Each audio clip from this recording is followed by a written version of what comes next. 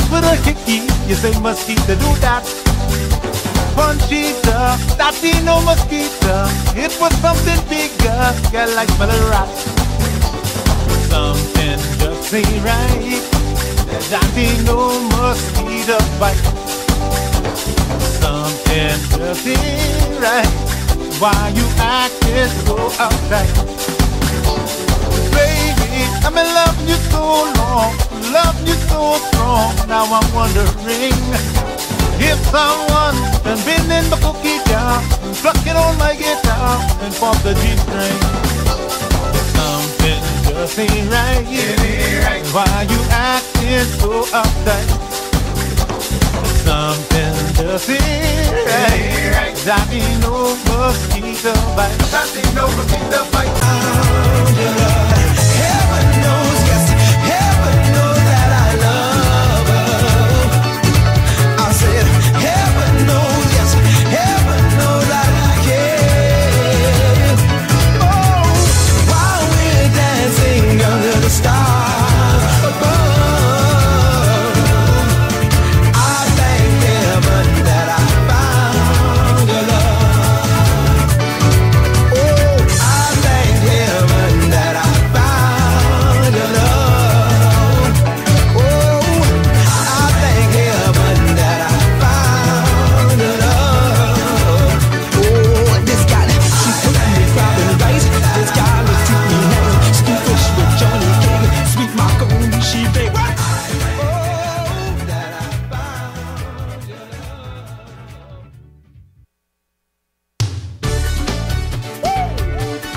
Civil servants, let's go! Hey! Oh yes, this one's for you. Go! They turn up my water, turn up my light, 'cause little bit of rain did come down last night. So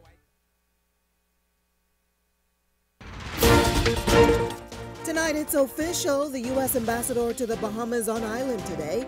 Also, those in opposition taking government to task over a new piece of legislation. And later, an early morning murder, leaving one man dead. Eyewitness News starts now. Good evening, everyone. I'm Janae Noel. Thanks so much for joining us. Topping news tonight. For the first time in just over a decade, the Bahamas welcoming a United States ambassador in the person of Herschel Walker, appointed by U.S. President Donald Trump. Walker officially receiving his marching orders in October after he was confirmed by the U.S. Senate. Well, today, Ambassador Walker landed in the Bahamas at Jet Aviation, greeted by the U.S. Chargé d'Affaires Kimberly Furnish and team. Our Jose Etienne was there. He joins me live in studio with the latest on this. Jose? Jania, it is just a matter of time before former NFL athlete turned diplomat and President Donald Trump ally Herschel Walker officially becomes the United States ambassador to the Bahamas. Once he presents his credentials to the Governor General, it will close a 14-year vacancy in the ambassadorship. Around 2:30 this afternoon, Walker touched down in New Providence with his wife and their golden retriever, Duke. With his arrival, Kimberly Furnish, who has served as the United States Chargé d'Affaires since June 2024 under former President Joe Biden, will transition into the role of Deputy Chief of Mission. Still, as the ambassadorship is restored, questions loom over what Walker's leadership will mean for United States and Bahamas relations, particularly given his stated concerns about China's growing influence in the Bahamas and across the wider Caribbean. It is an issue he raised during his Senate confirmation hearing and one that has increasingly defined Washington's posture in the region. That spotlight comes as China's investments continue to deepen. More than 100 Bahamians have taken advantage of Chinese-funded educational programs. And just recently, the Davis administration accepted financing from China's Exim Bank for a new hospital in western New Providence, a move that reignited public friction between the United States and Chinese embassies. And 4 years ago, Chinese officials also donated 15 greenhouses to support national food production efforts. Walker also flagged drug trafficking routes through the Bahamas, warning senators that trafficking activity has sharply increased. Local officials maintain, though, that they have strengthened enforcement and credit improved partnerships with international law enforcement agencies for the progress made. And so what becomes clear tonight is this: Walker's arrival does more than fill a long vacant post. It opens a new chapter in diplomatic dynamics, with the Bahamas' position between two global powers paying very close attention to each other. For now, back to you, Janelle. Thanks so much, our Jose Etienne, joining us live in studio tonight. Meantime, Prime Minister Philip Davis sidestepping questions about whether Ambassador and former NBA star Rick Fox should resign following his recent criticisms of the Davis administration. Fox has been vocal on social media, joining critics who accuse the government of using last-minute road repairs as a campaign tactic ahead of the Golden Isles by-election. The Foreign Affairs Minister, Fred Mitchell, has also weighed in, saying that when an ambassador finds themselves at odds with the appointing authority, resigning is usually the honorable thing to do. But despite the back and forth, Fox insists he's not stepping down. Reporters asking the Prime Minister directly today whether Fox should resign, he responded with these two words. It's moving. Yeah. All right.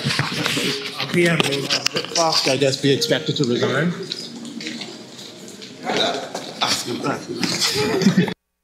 Well, the Coalition of Independents putting the government's proposed smuggling of migrants bill under fire tonight, suggesting that it seems to be condoning and supporting the very behaviors it's supposed to work to protect the country against. Our Laurencia Smith has the details tonight. The Coalition of Independents is challenging government on the proposed Migrant Smuggling Bill 2025. Now, this after the Office of the Prime Minister pushed back, saying the bill only provides basic short-term humanity care, food, shelter, and urgent medical attention for those in state custody. The office emphasized this reflects the Constitution, Christian values, and international obligations, and does not create long-term welfare benefits or affect removal procedures. Party leader Lincoln Bain says it's time to put the needs of our people first. One day, charity starts at home, and the government statement talks about Christian principles, but the Bible says that charity starts at home by international law to educate persons who come here, to feed them, and to house them. On Wednesday morning, outside of the lower chamber, Bain and party supporters gathered and stating that while they support the sections that target migrant smuggling, there's a part that they strongly oppose. Those things is the fact that now persons who smuggle into the Bahamas will now have immunity from prosecution, and that is clearly laid out in the bill. Bain is placing a number of questions surrounding Section 11 of the bill that notes in part smuggled migrants would be exempted from prosecution for illegal entry, overstaying, or using fake documents as long as those actions were directly caused by smuggling and the individual is deemed a victim. The COI leader says that should not happen. So what is the COI's recommendation? Control in this bill is already controlled by the law. Every single act that they are pushing forward is already a law in the Immigration Act. So that is clearly the red herring. What we recommend is that if you want stiffer laws for smugglers, just put it in the Immigration Act. COI say that they will continue to hold government's feet to the fire as they see this bill as a direct threat on our sovereignty. Let them know that whenever they try to start debate on this bill, that we are going to be here.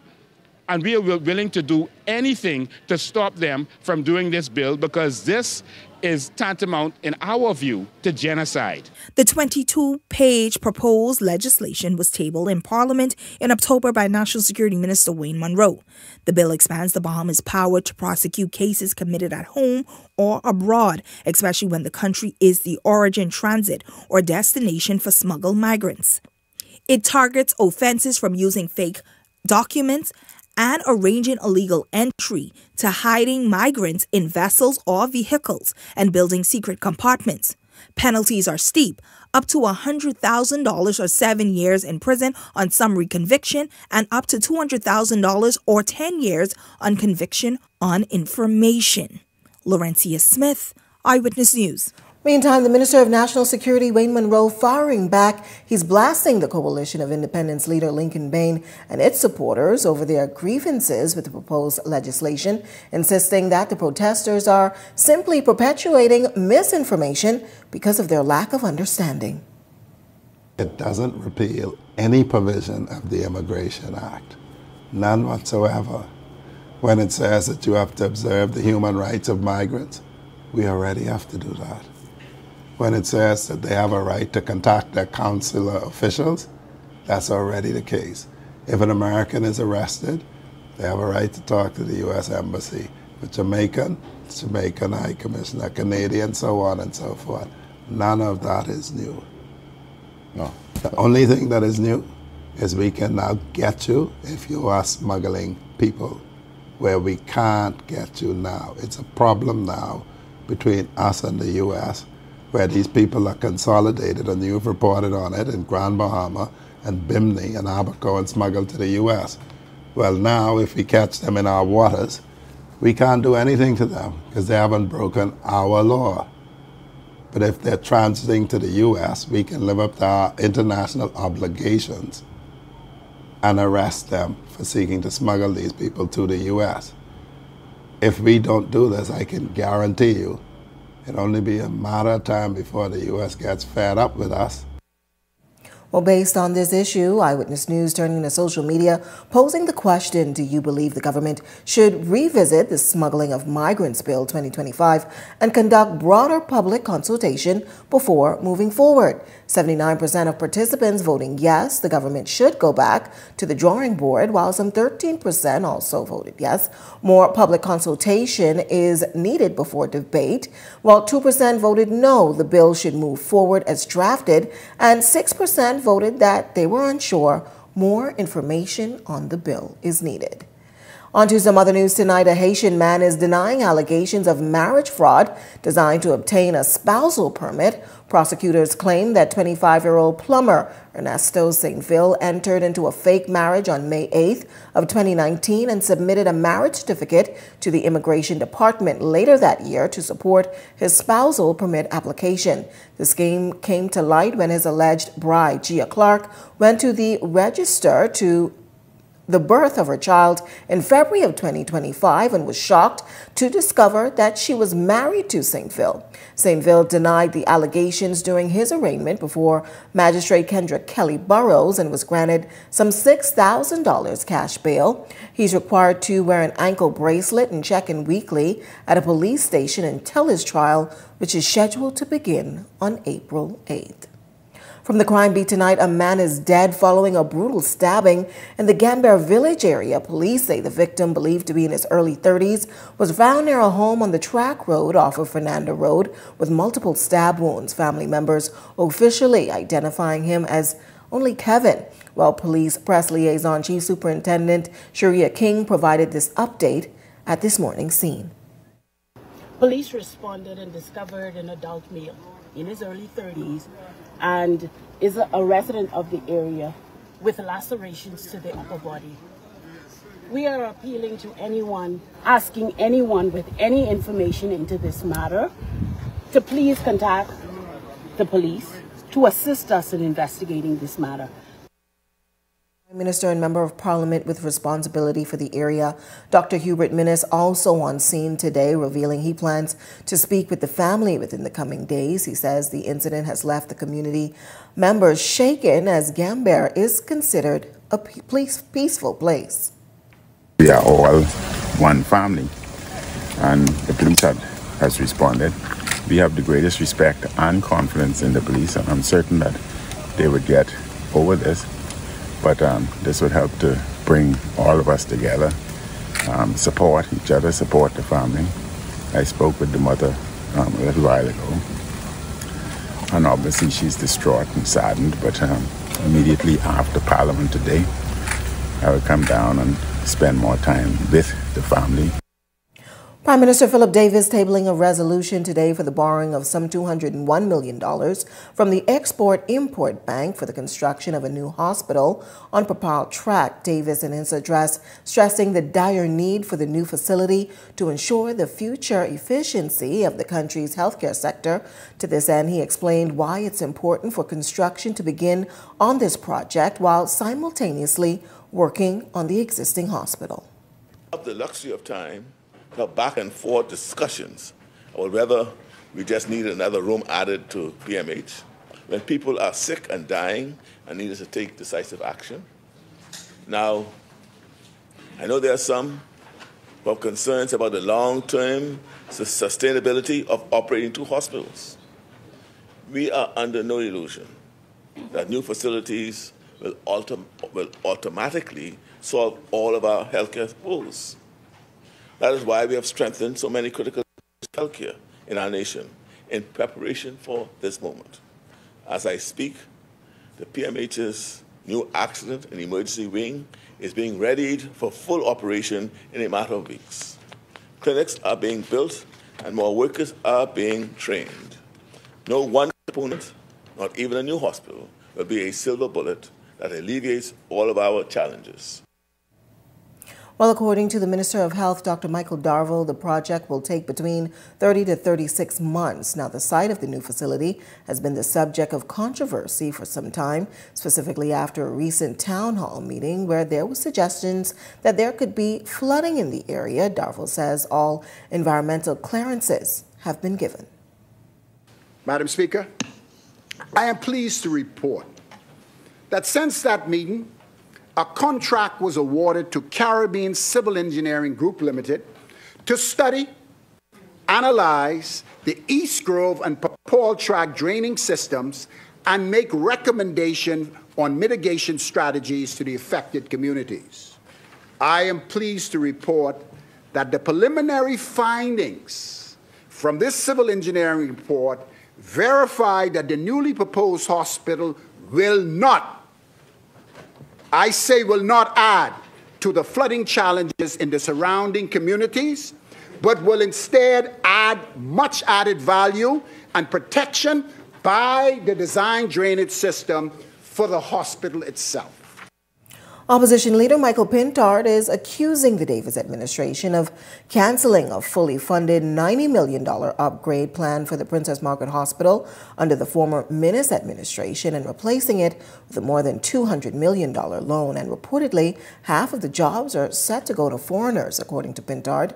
The initial loan in question was with the Beck Group and signed in 2021, the deal accounting for some $55 million toward a new tower for PMH and $35 million for a new tower and infectious disease unit in Grand Bahama. Well, Dr. Michael Darville says, however, that the government could not find specifics on the agreement and made a decision to forego. We are speaking about the agreement that was at the Ministry of Finance. Secondly, we were fully aware, let me finish, please give me an opportunity, I can allow you. We are fully aware that the money that the former Prime Minister spoke about was at the central bank. So we know where the money was. What we could not find out is the small business arrangement, how the funding was distributed for disbursement.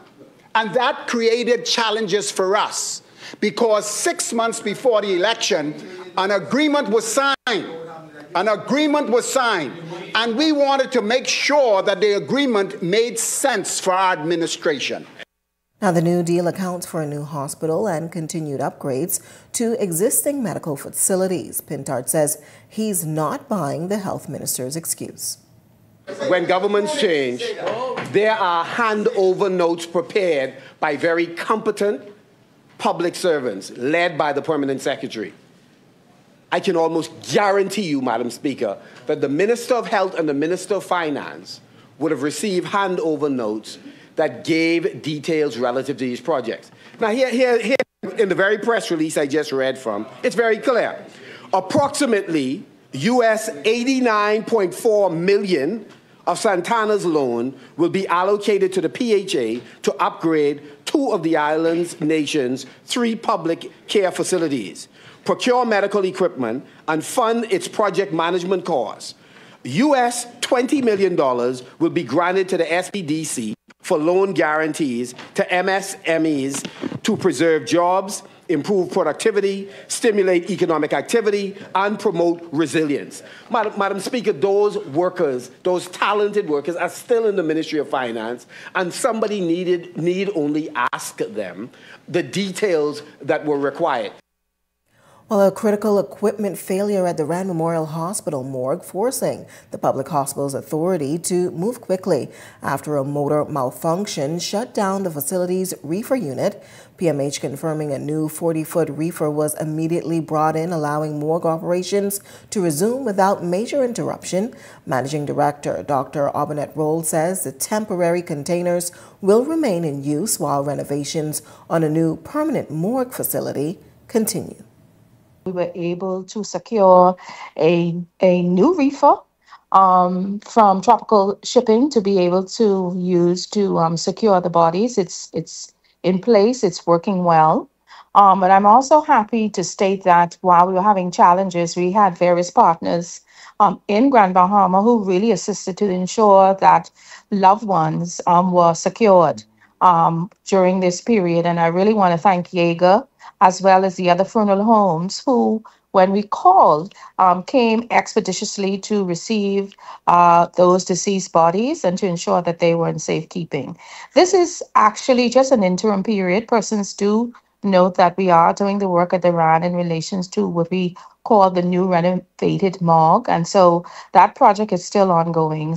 We just got a donation last evening for another 40-footer that we can use whenever we have challenges, either with storage or cooling, and even when we have natural disasters.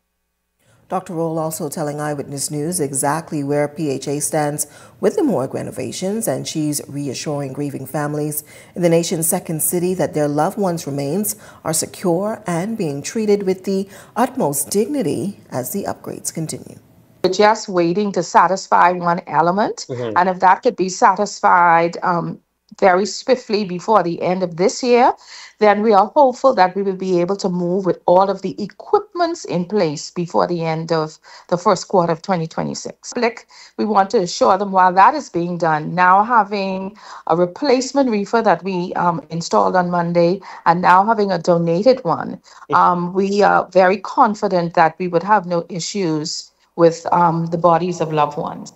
Well, a $20,000 fine is sparking major backlash in Abaco tonight after a grounded barge destroyed significant coral. Officials say a full investigation was done, but advocates argue that the penalty falls far short of the damage left behind. Lyndon Ritchie Jr. has the details tonight. Environmental outrage is brewing in Abaco tonight after a $20,000 fine was issued to Trailer Bridge, the owner of the Brooklyn Bridge barge that ran aground last month, destroying large sections of coral reef. $20,000 doesn't seem enough based on the amount of damage that was received. Some areas of the reef have been totally annihilated, you could say. That was Executive Director of Friends of the Environment Abaco, Olivia Patterson-Mora, who told Eyewitness News that divers found no surviving coral in the areas where the barge struck. Authorities say the barge is being towed to Puerto Rico when bad weather caused the tow line to snap, a mishap that quickly made headlines after locals allegedly looted nearly the entire vessel. And with the environmental damage now front and center, Director of the Department of Environmental Planning and Protection, Dr. Rihanna Neely Murphy, says a full investigation was conducted before the fine was issued, but the international company may still face more consequences. Assessments are ongoing. As per the law, any remediation or restoration activities, the cost associated with that will have to be borne by the owners of the barge as well. Patterson-Mora also highlighting the broader economic toll, saying the loss of coral impacts fishing, tourism, and the livelihoods of local communities. It's a big impact to local fishermen who use and divers who use the reef for their livelihood. Well, it's going to reduce the quality of the habitat. There will be less places for the wildlife that utilize that reef, less safe places for them to live. As of November 20th, officials confirmed the barge was escorted back to Jacksonville, Florida. An inventory of what was stolen from its containers is still underway. Lyndon Ritchie Jr., Eyewitness News. Well, if you've got a news tip or if you've seen news in the making, call the Eye News hotline at 397-6397. We also invite you to send your letters to the editor for publication on all of our social media platforms, Eyewitness News Bahamas at gmail.com. And if you're watching on our Facebook or YouTube page, share your thoughts about today's stories in the comments section. We want to hear from you. We're just getting started in Eyewitness News tonight. But when we come back, a new MP is sworn in. We've got the latest on that. And later tonight, highlights from an Inland Revenue Symposium. We've got more on that right after this break. With BGC's crystal clear mobile service, stay connected seamlessly, whether on land or at sea.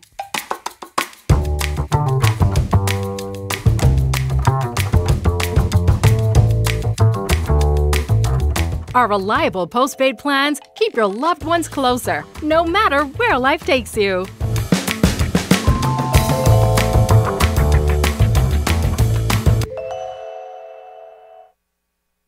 It's Christmas time at Grand Bahama Tiles with 5 days of savings you don't want to miss. Starting this Saturday, November 29th, get 25% off all tiles in stock.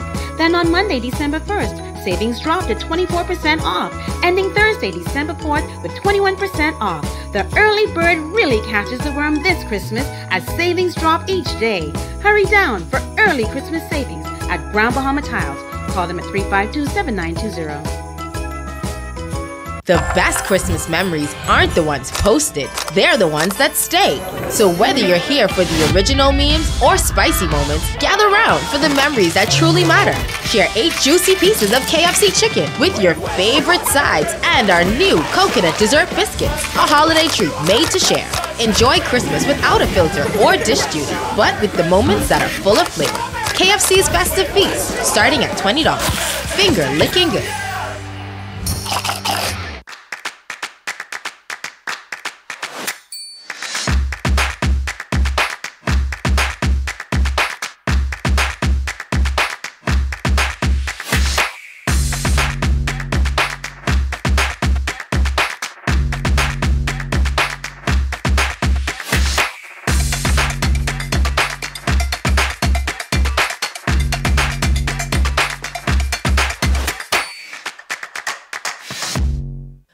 Bahamas presents Casablanca cabinets, the perfect combination of function and beauty. Made from solid wood, these cabinets offer long-lasting durability and exceptional storage, designed to keep your space organized and efficient. Whether for your kitchen or bathroom, Casablanca cabinets are built to handle everyday use while enhancing the beauty of your home. Conveniently located in Grand Bahama, Nassau, Abaco, and Eleuthera, Coned Bahamas. Dream, design, deliver.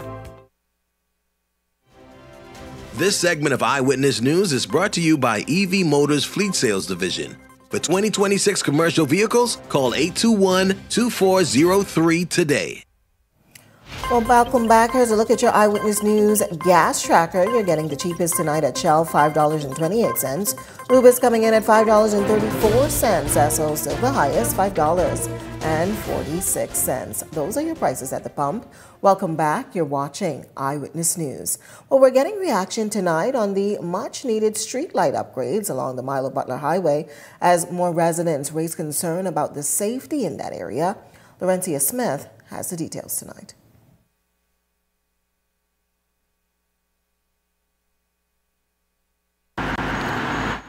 Days of public complaints over safety risk on the darkened Milo Butler Highway have prompted action. Repair crews from the Bahamas Grid Company were on the busy roadway Wednesday morning, fixing malfunctioning streetlights. Eyewitness News spotted several technicians in the bucket trucks repairing lights along the corridors. Crews reportedly worked through the night and continued today, focusing on about 30 lights along the busy stretch. Attempts to get an official response from the company was unsuccessful, upward to news time. Eyewitness News viewers welcome the repairs, but many say more work is needed. One stated they need to fix the set on the highway too before A.F. Adderley School, while another pointed that they needed to check on the airport road, especially those lights blinking at your car. Over the years, Milo Butler has been the site of several serious accidents, while another stated not just one light was out, many lights were not functioning, so it's poor to know that the issue wasn't corrected earlier. So it's like the roads in many areas need fixtures, and many vehicles are being damaged, where car owners are left to repair without assistance. Someone must be held responsible for not doing their job. The calls about poor street lighting aren't just coming from the capital. Residents from the Family Island say dark roads there have also been the scene of a number of accidents. One frustrated viewer asked, what about the dark Queens Highway in Eleuthera, the S.E. Butyl Highway in Abaco, the Queens Highway in Grand Bahama? This has to be a big slap in our faces. I don't care. While complaints have been made directly to the Ministry of Works, they maintain that the matter falls under the power company. Laurencia Smith, Eyewitness News. Well, it was an historic day for Darren Pickstock and his family, who got to witness him being sworn in as the official member of Parliament for the Golden Isles constituency, the seat becoming vacant following the tragic passing of Von Miller back in September. In his first address in the lower chamber, he committed to providing honest and transparent representation on behalf of the residents of Golden Isles. This plan represents the golden future I envision for Golden Isles. This effort will grow our youth through education, training, scholarships, and youth mentorship, provide opportunity for entrepreneurs through our own Golden Isles Entrepreneurship Microfund, improve lighting and security throughout the constituency for a greater sense of safety, close the digital divide by providing free Wi-Fi and smart community tools in public spaces, empower families by promoting health and wellness and creating a safe space for development programs and community events with the Golden Isles Community Center. Well, Pickstock also stressing that this work he plans to complete is for all of his constituents, no matter the political divide. I want to say this plainly. I am a PLP. I am proud to sit on this side of the House under the leadership of the Honorable Philip Edward Brave Davis.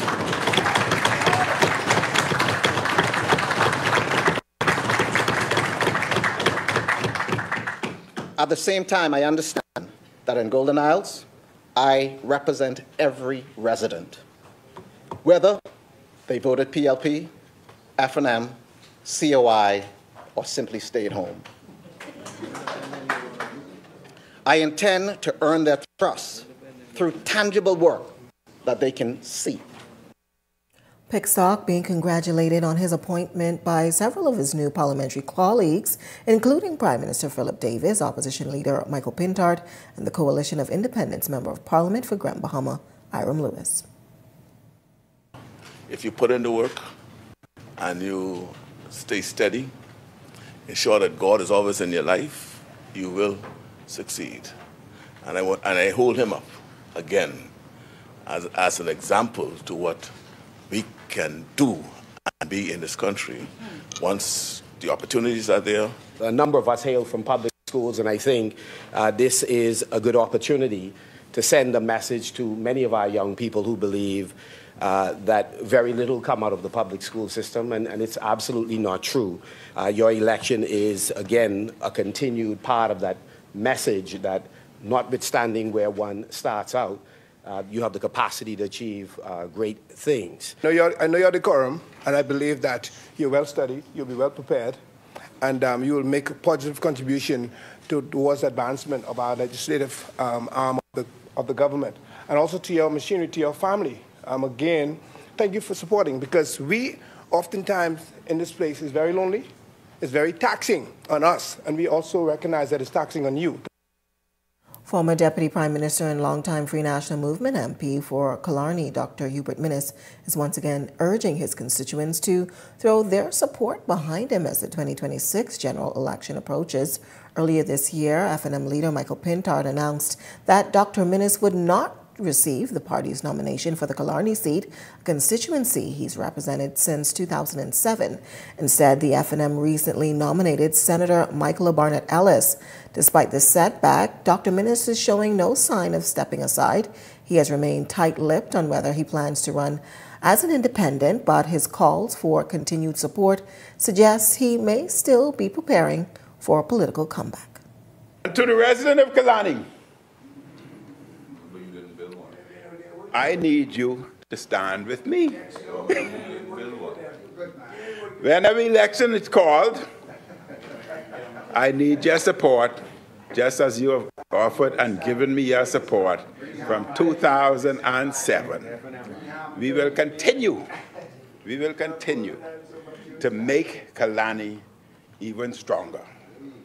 Meantime, the Department of Inland Revenue and relevant government agencies hosting a symposium at the Bahama Resort today. They're educating taxpayers on the law of the Bahamas and a number of digital portals that is set to be on stream to facilitate tax payments. Prime Minister Philip Davis bringing opening remarks, noting the importance of bringing together organizations that play an essential role in the economic movement of the Bahamas. More resilient country, one where public and private sectors work hand in hand to meet national challenges and seize national opportunities. This symposium is, therefore, a strategic moment, a moment for partnership, collaboration, and renewed understanding. Large taxpayers, represented by the businesses, institutions, and entities in this room, contribute the majority of our national tax revenue. Consider that through the first 8 months of 2025, a total of $478 million of VAT revenue was collected by 7,517 VAT registrants. Now break that down to our largest taxpayers. The 157 enterprises which are administered by the large taxpayer unit collected $246 million of that total, which is more than half. Well, Acting Controller at the Department of Inland Revenue, Shonda Strawn, acknowledging that while the department is responsible for the assessment, collection, and overall tax and revenue of the country, she says they're constantly pushing toward fitting into the digital era, making essential processes easier for all Bahamians. For us at the Department of Inland Revenue, we are conscious that we get terrible reviews in responsiveness and communication. And so for us, we have committed to improve upon that. And a big part of that improvement will come through digitalization, right? We all know how the Bahamas is. There are, well, we say 700, but you know, there are many islands and keys. And the Department of Inland Revenue simply does not have the manpower resources to touch everyone and to touch everywhere. So then it means we are going to improve how we get our message out. And we've already taken steps to do that by improving digitalization within the department. So you will start to hear us talk about One Tax Bahamas, where you can scream at me because we're going to get a whole new portal again. But it'll be painful in the beginning, people, but truly it will benefit you because what it will do is connect everything that we do for you. Still to come in Eyewitness News tonight, the SBDC giving some young entrepreneurs an economic boost. We've got the details coming up, but first, a check on tonight's weather forecast.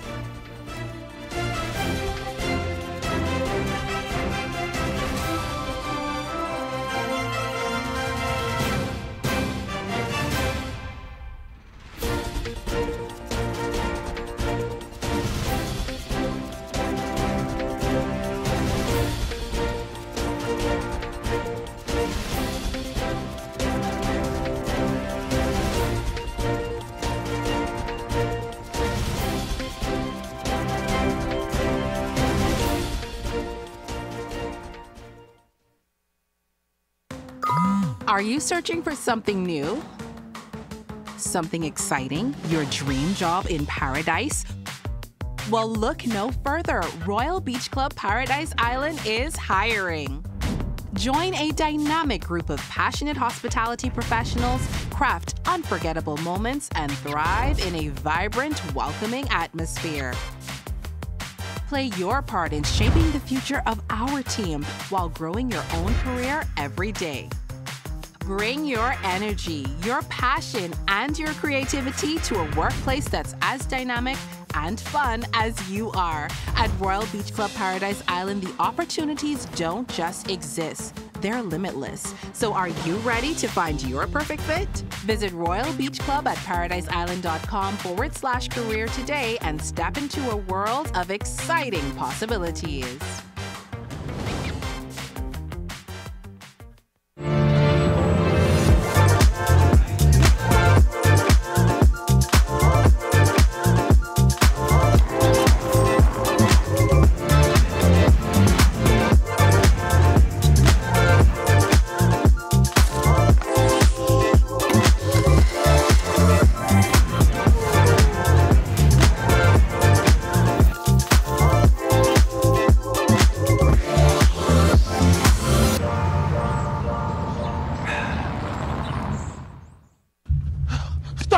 Stop, man, stop.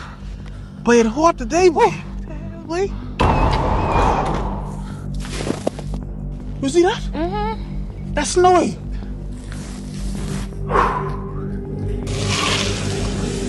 I can cool off, man.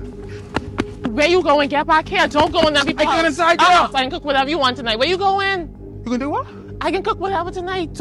I forget you can't cook.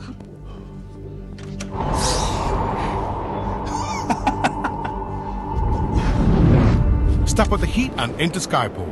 Expert installation, cool comfort, and reliable service. Brought to you by Discount AC and Supplies. Your one-stop shop for top-tier AC units. It's a Holy Frosty Christmas, and Wendy's and Coke is bringing the chill. This year, when you upgrade any Wendy's combo to a large, you can instantly win big with the Upgrade and Win Christmas giveaway. We're talking travel gift cards, gadgets, holiday treats, and prizes that make your Holy Frosty Christmas shine. Just upgrade your favorite lunch combo, scan the QR code on your receipt to enter and let the holiday magic begin. Enjoy great tasting food and win big this Christmas with Wendy's and Coca-Cola's Upgrade and Win. Rules and restrictions apply. You're watching Eyewitness News. Welcome back. Well, a push to build a more stronger and diverse Bahamian economy continues tonight, with the SBDC awarding almost $400,000 rather, to 45 young entrepreneurs, giving many the financial break they've been looking forward to. Arlington Ritchie Jr. has the details tonight. For Eleuthera entrepreneur Sinise Lusant, what started as a simple idea to help traveling families has now become a fully funded dream.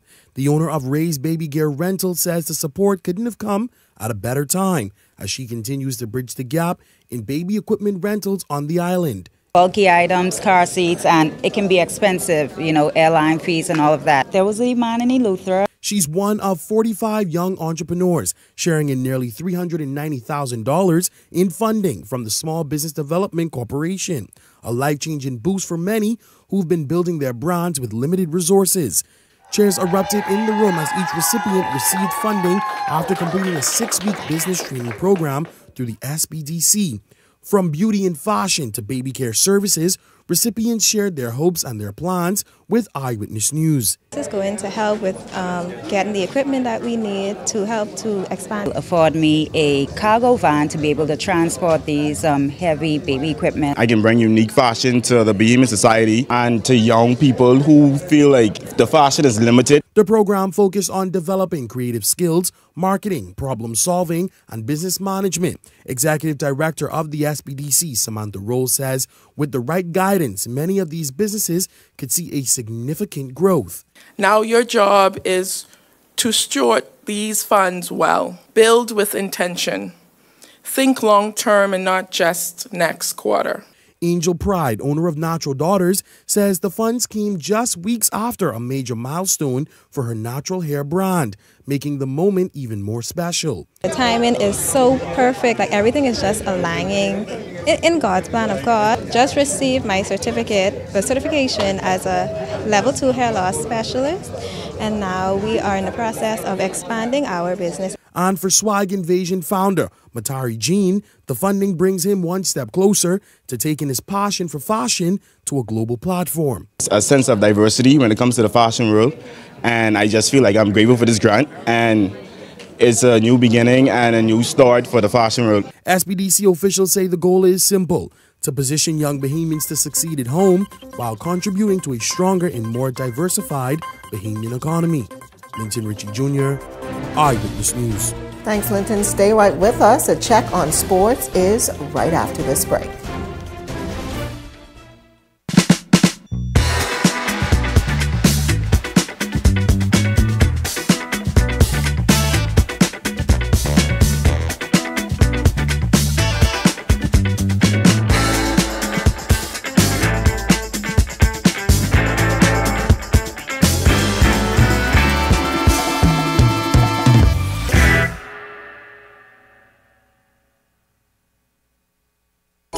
It's Christmas time at Grand Bahama Tiles with 5 days of savings you don't want to miss. Starting this Saturday, November 29th, get 25% off all tiles in stock. Then on Monday, December 1st, savings drop to 24% off, ending Thursday, December 4th with 21% off. The early bird really catches the worm this Christmas as savings drop each day. Hurry down for early Christmas savings at Grand Bahama Tiles. Call them at 352-7920. Only one item? Are you tired of limited choices? I'll have the one item on the menu, thank you. Wow! So many choices. Why settle for less when you deserve more? When it comes to the ways you pay, the more, the better. With a variety of payment options available, you can enjoy the freedom to choose what works best for you. Choose freedom. Choose flexibility. Choose from the full menu of payment options. The future of pay is digital. At the Water and Sewage Corporation, safety and convenience are our top priorities. However, our meter readers face challenges that can make their job difficult. Locked gates to guard dogs sometimes leads to missed readings and estimated bills, which can be frustrating for you and us. That's why we're upgrading to digital meters. They bring safety, accuracy, and convenience to homes across the Bahamas. We can streamline data collection, reduce on-site visits, and provide more accurate bills with no more estimates. Digital meters also help detect leaks early, saving you from costly bills and reducing water waste. Soon, a user-friendly app will let you track your water usage, manage bills, and stay informed, all at your fingertips. Over the next year, we're rolling out digital meters nationwide, transforming how we serve you with a safer and cost-efficient water supply. To learn about our digital meters, visit our website or call us today. And don't forget to update your information at any of our locations. Then to get sassy, so you ain't gonna bring in this yard. Let's go drive. Vincent, man, you know how much coconut I got in steel, man? Let's go. Kingston! Boy, you lock up. Sergeant! Kingston, who is Sassy Sue? They tell me I can borrow Sassy Sue, the Sassy Sue. Sarge, I ain't telling you can touch my boat. Everybody lock up. Best of the best is back on Montague Foreshore from December 4th to December 7th, so I can see you there.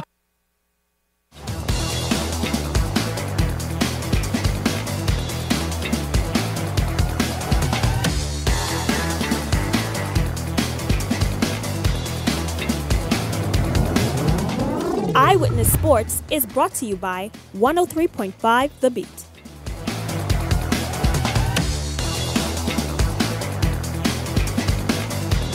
Welcome to another edition of Eyewitness Sports. I'm Laurencia Smith. Thanks for joining us.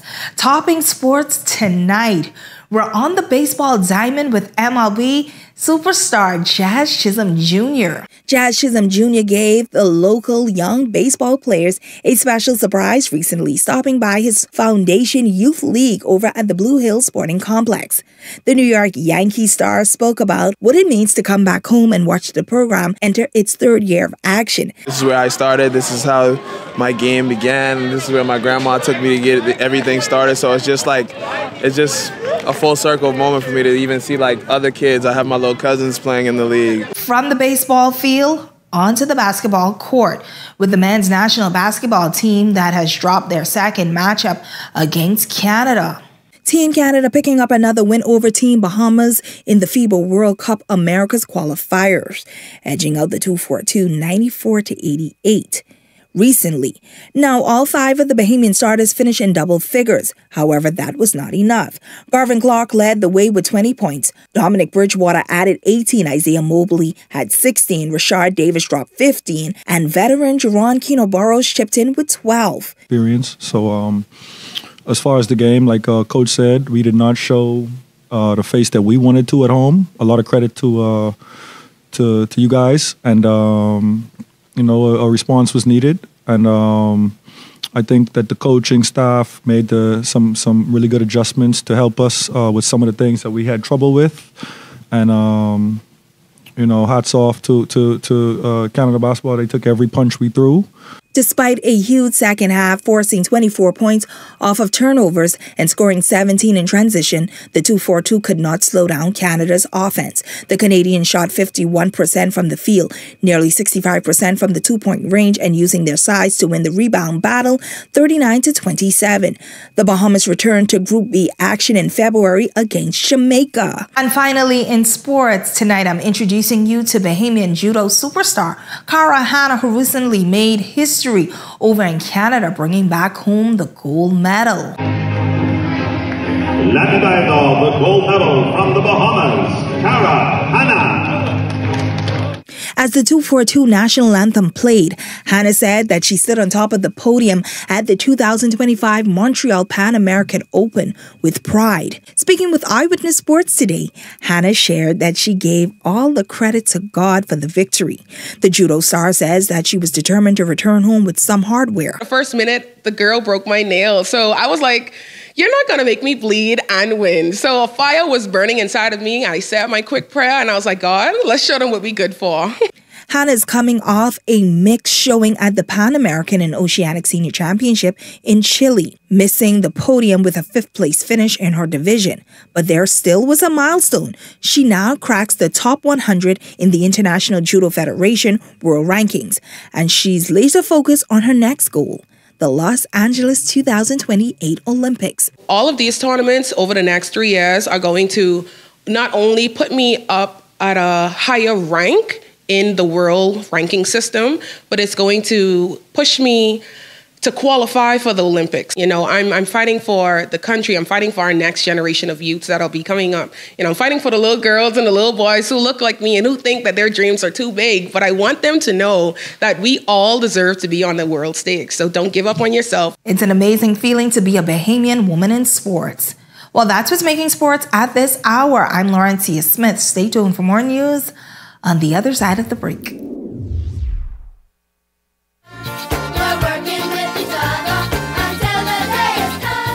The Zonta Club of Nassau and the Ministry of Education and Technical and Vocational Training partner to say no to violence against children, according to club and ministry officials during a recent press conference where the club unveiled its annual 16 Days of Activism campaign. This year's campaign's primary goal will highlight the unique challenges children encounter worldwide, as well as we want to emphasize the importance of engaging men as allies. And together we will raise awareness about these pressing issues. Education Minister, the Honorable Glenys Hanna Martin, issued a call to action for all education stakeholders to remain vigilant to the potential signs of abuse in children. This fight requires a comprehensive, unified approach and all hands-on-deck commitment from every segment of society. Therefore, I join the call to action. I strongly encourage our educators, our guidance counselors, our parents, and all community stakeholders to remain vigilant. This means, for educators, being mindful of unexplained absences, sudden changes in behavior, and providing a safe, confidential space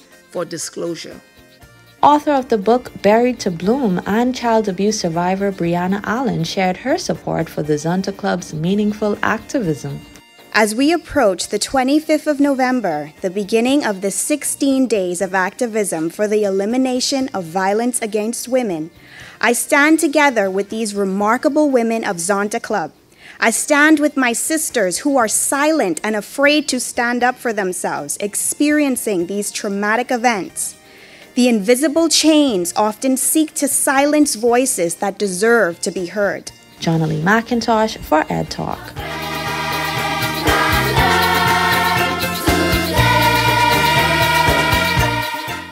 Running out of space? We've got room for that. Welcome to Skyline Storage, your trusted self-storage solution. Skyline Storage offers units from 5x10 to 10x30, climate controlled or standard dry. Perfect for home or business. Located in Westfield Commerce Park, Western New Providence. Your belongings stay safe with gated access and 24/7 surveillance starting at $175 a month. Reserve, pay, and move in online. No phone calls, no paperwork. Visit SkylineStorage.com. Skyline Storage. Storage made simple. Welcome to Paradise Premium Foods, where exceptional taste meets everyday convenience. Right in the heart of Hurricane Hole Plaza, whether you're planning a beachside brunch, an intimate dinner, or simply restocking your favorites, we offer only the finest selection of local and imported goods, handpicked for quality, freshness, and flavor. At Paradise Premium Foods, shopping is effortless, service is personal, and every visit feels like a treat. From gourmet meals to go to organic essentials and indulgent treats, this is your neighborhood market elevated. Live well, eat better. Discover Paradise Premium Foods, now open at Hurricane Hole Plaza, Paradise Island. Paradise Premium Foods. Taste the difference.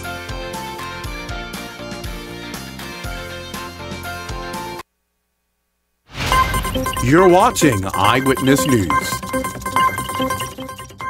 Well, that wraps up news at this hour, but coming up and beyond the headlines with Shanique Miller. She examines the smuggling in persons bill that's coming up and beyond the headlines. It starts right after this. That does it for us here at Eyewitness News. It's certainly been a pleasure having you in our company tonight.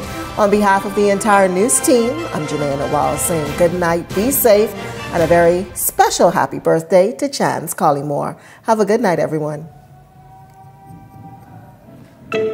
Tired of driving around from place to place just to get your car insured and licensed? Frustrated with the process of being back and forth from your insurance company to road traffic? Well, BMG Insurance Agents and Brokers just made insuring and licensing your motor vehicle as easy as 1, 2, 3. Step 1. Visit us at the Road Traffic Department, Section 1, Thomas A. Robinson Sports Stadium. At our office, you can purchase or renew your insurance or get your vehicle inspected. We at BMG Insurance Agents and Brokers represent major carriers. Step 2. See the professionals at Road Traffic to get your vehicle licensed. Step 3. Enjoy your day. Insure with BMG Insurance Agents and Brokers today, saving you time and money. Your one-stop shop for all of your insurance needs. Great rates, convenient, excellent service. For more information, call us at 322-2221.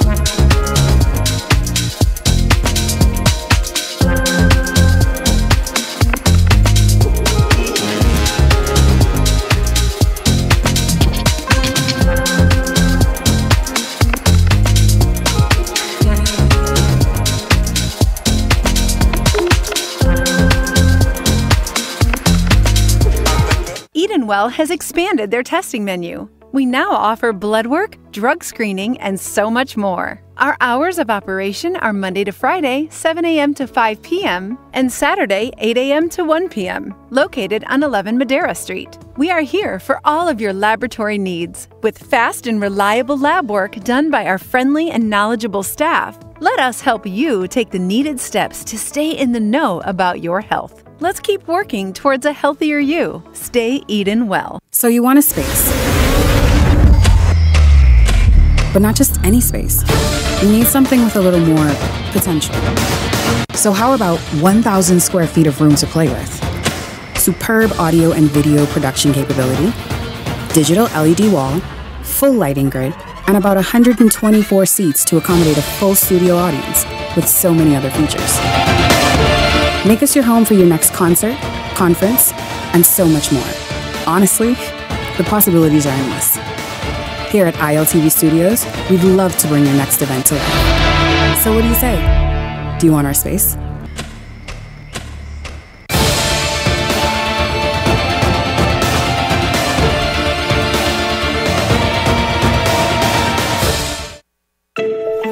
of driving around from place to place just to get your car insured and licensed? Frustrated with the process of being back and forth from your insurance company to road traffic? Well, BMG Insurance Agents and Brokers just made insuring and licensing your motor vehicle as easy as 1, 2, 3. Step 1. Visit us at the Road Traffic Department, Section 1, Thomas A. Robinson Sports Stadium. At our office, you can purchase or renew your insurance or get your vehicle inspected. We at BMG Insurance Agents and Brokers represent major carriers. Step 2. See the professionals at Road Traffic to get your vehicle licensed. Step 3. Enjoy your day. Insure with BMG Insurance Agents and Brokers today, saving you time and money. Your one-stop shop for all of your insurance needs. Great rates, convenient, excellent service. For more information, call us at 322-2221.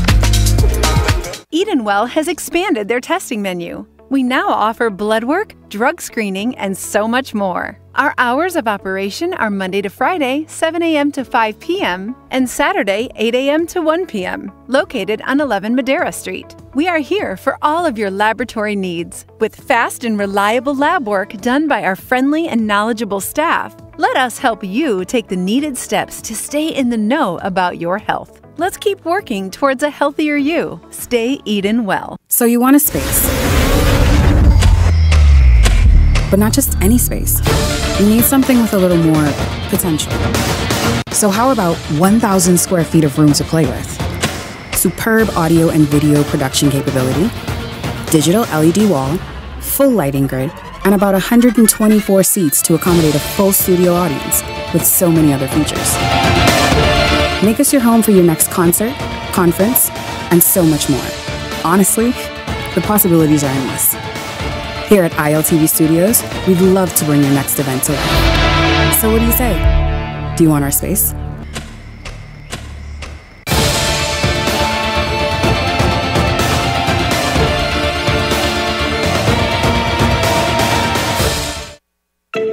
Tired of driving around from place to place just to get your car insured and licensed? Frustrated with the process of being back and forth from your insurance company to road traffic? Well, BMG Insurance Agents and Brokers just made insuring and licensing your motor vehicle as easy as 1, 2, 3. Step 1. Visit us at the Road Traffic Department, Section 1, Thomas A. Robinson Sports Stadium. At our office, you can purchase or renew your insurance or get your vehicle inspected. We at BMG Insurance Agents and Brokers represent major carriers. Step 2. See the professionals at Road Traffic to get your vehicle licensed. Step 3. Enjoy your day. Insure with BMG Insurance Agents and Brokers today, saving you time and money. Your one-stop shop for all of your insurance needs. Great rates, convenient, excellent service. For more information, call us at 322-2221.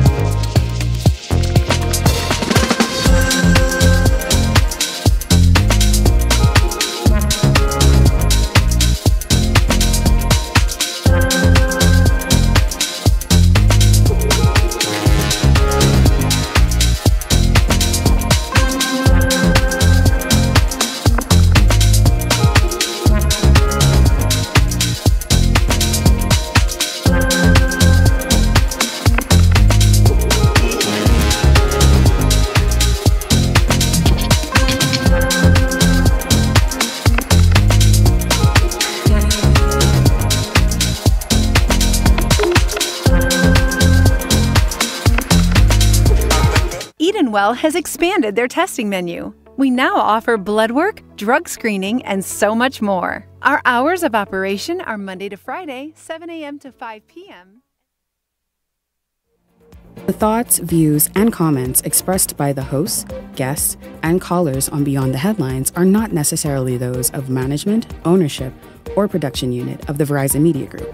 Beyond the Headlines is a production of ILTV Studios and cannot be reproduced or represented in part or entirety without express written permission of the Verizon Media Group. Beyond the Headlines is the intellectual property of the Verizon Media Group. Copyright 2021.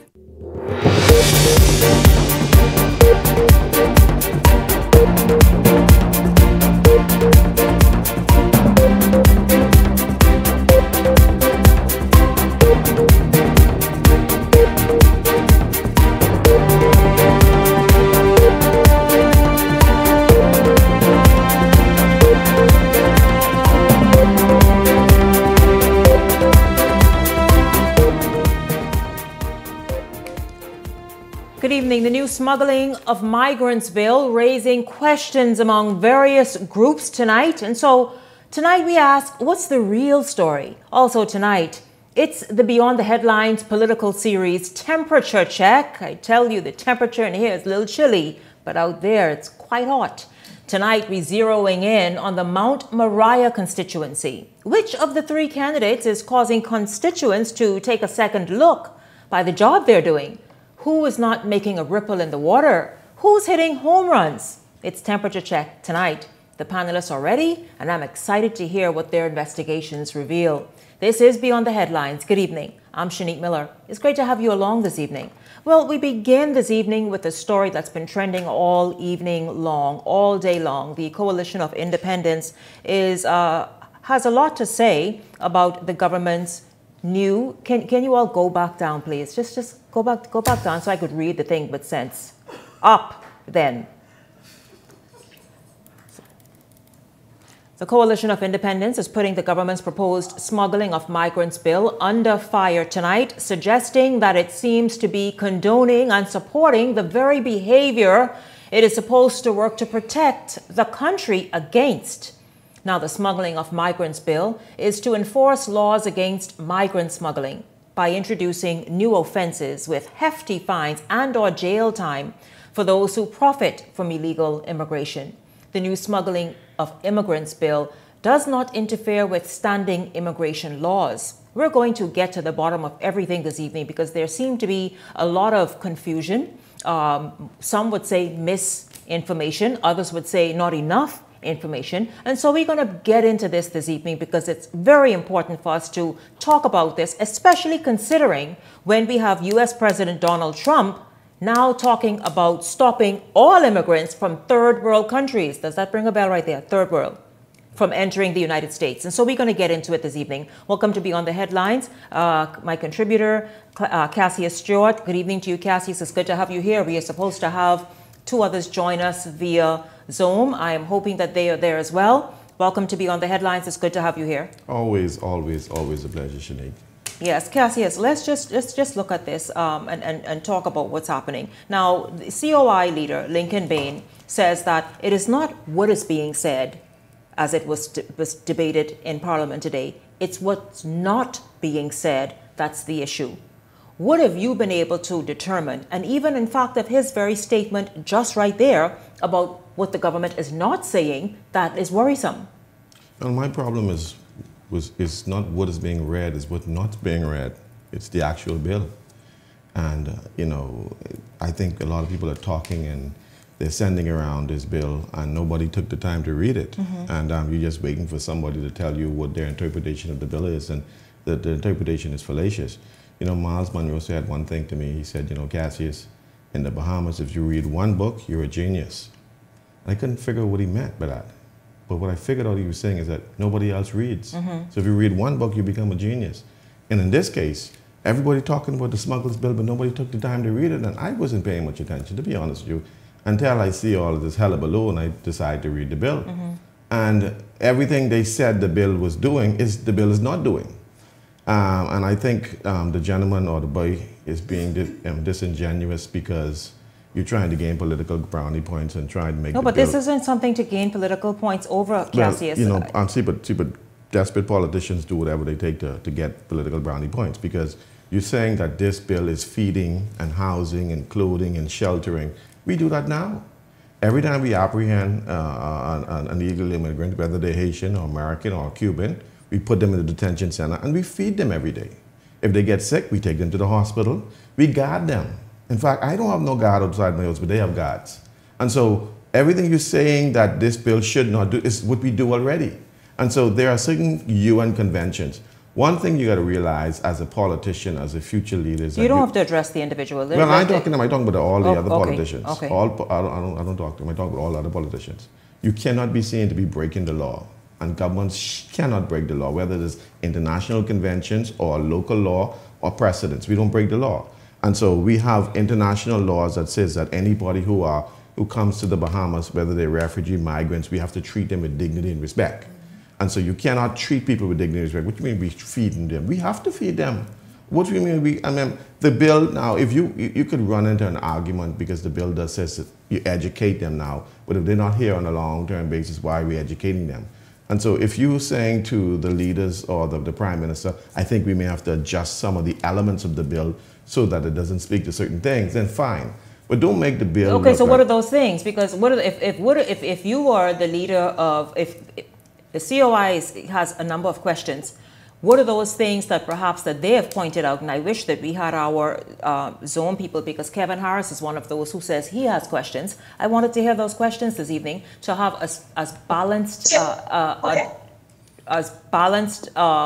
discussion as possible. To hear what questions he has. But go ahead. See, the bill now separates the deporter and the deportee. In other words, you have people who are coming in who are the smuggler and the smugglee, in other words. So the bill does not criminalize the smugglee, but the smugglers, it criminalizes. But under our existing law, if you come into the Bahamas, you break the law. But the bill does not give them carte blanche to stay in the Bahamas. You are deported just like you were originally deported. Now, some people are saying because these people, even though they paid to come to the Bahamas, they violated the law. So yes, you could question that. They did violate the law by paying to come to the Bahamas. They wasn't apprehended, they wasn't captured and put on a boat to come to the Bahamas. They knew what they were doing. So they know that they were breaking the law. So the question is, should we punish them?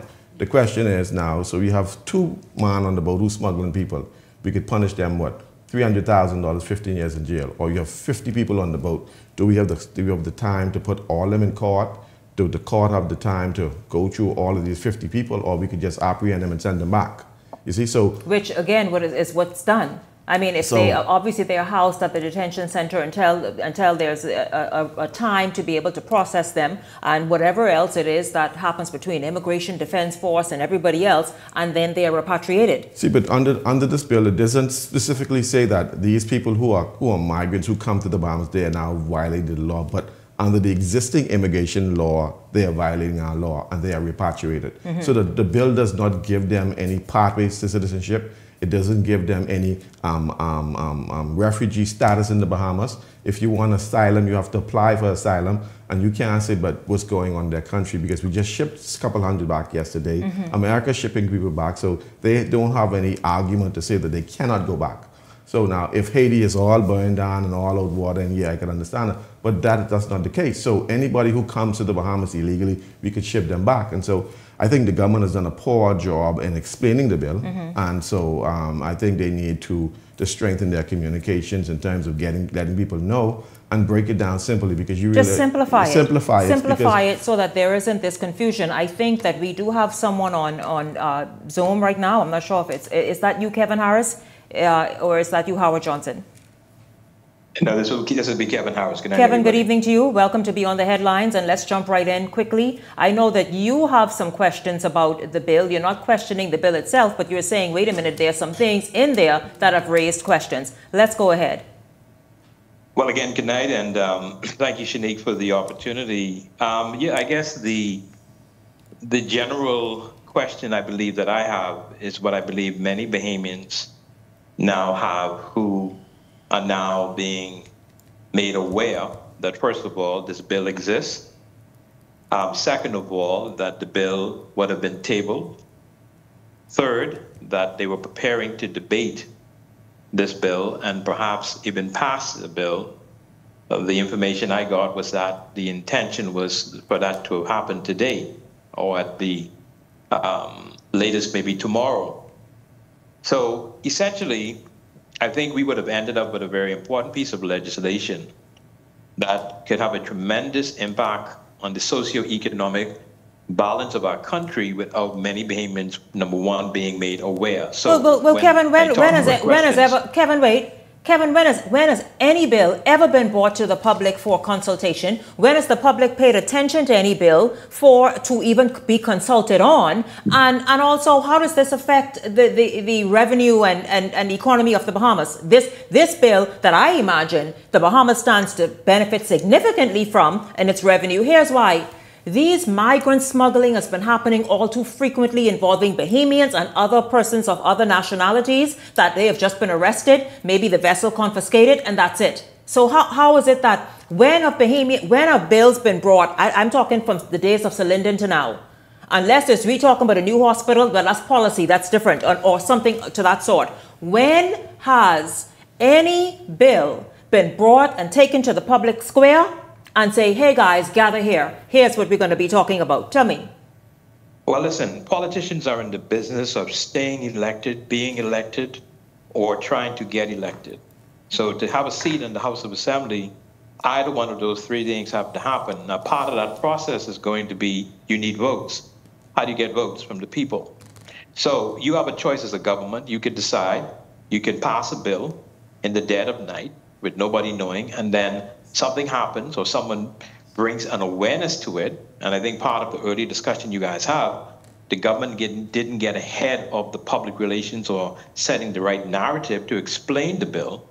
So if that doesn't happen, then others can use their interpretive lens to share what they think the bill means. Mm-hmm. So yes, you could decide that you don't want to go to the public to have any kind of consultation on the bill, but is that really wise, particularly if you are looking to gain the public's trust just before a general election?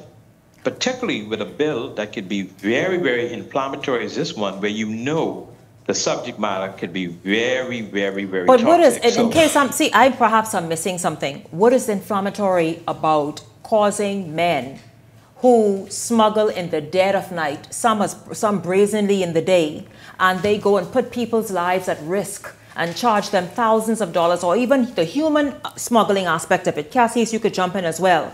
What is dangerous about that? One, two, when was this bill going to be snuck under people's noses when it was set to be discussed and debated in the House? Well, I think once again, if you don't mind, once again, Shanique, you and I are part of the media, and I can guarantee you, a poll among colleagues, a lot of people probably didn't know this bill exists.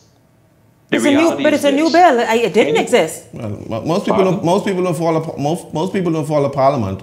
But I mean, for those who do, though, we cannot be disingenuous to the public, to the general public, and give some kind of wrong or misleading statement about what this bill is doing. This bill is not allowing Haitians to come in. This bill is not creating anything for asylum, is it? This bill is not causing any socioeconomic problems. What it's doing is punishing these people who are smuggling illegal immigrants. Now, I also want to see a Smugglers of Gun Act as well, too, for people who smuggle gun in the country. We need that. But this bill is not a bad bill, because I've read it over and over and over, and it's not a bad bill. And when I contrast it to what these people are saying on the street, I mean, what are you saying? What bill are you reading? And as if you went to third grade, you can't read. You're interpreting what you want to interpret. And so you have to be honest to the people. If you want to be elected, be honest. I mean, if you don't like the government, right? Say you don't like the government. Don't lie and say the bill going to allow 100,000 But this is important. That's a lie. See, you gentlemen say the bill is going to what? Let's open up the floodgates and how we taking care. But listen, we do that already under the UN Convention. We have to take care of everybody who land in the Bahamas. This bill is putting some teeth behind. I don't think we had smuggling laws before. Or if they were there, they certainly weren't as powerful Precisely. as this bill intends on having it be. When you can be fined up to $300,000 yes. and over a decade 15 years in jail, 15 that years. right there is a deterrent. And not that people ain't gonna still try, like they do it in the great United States. Imagine here. What I'm saying is, gentlemen, it's important that that this law comes about, because you know why? In the eyes of the great United States, we are all seen as migrants. And whether, however we get there is how we get there. But what Trump is intent on doing is stopping every migrant from third world nations of entering the United States. And when we give the impression that the Bahamas is the doorway, and so we allow anything to kind of take place so that they can get to their ultimate destination, which is there, is something that gets my attention. I just happened to come across this interview yesterday, and I want us now to play this, you all. This is an interview on NBC to hear exactly, truly, what is ahead of us and why it's important we get this right. Yes, go ahead. Promised to, quote, permanently pause migration from all third world countries. Is the administration ending all legal immigration into the United States? The president is absolutely determined to stop all processes at this point in time from third world countries until we can have a thorough opportunity to go through these individuals, know that they're here for the right intentions, and that they even should be in our country to begin with. He's putting Americans first, their safety first.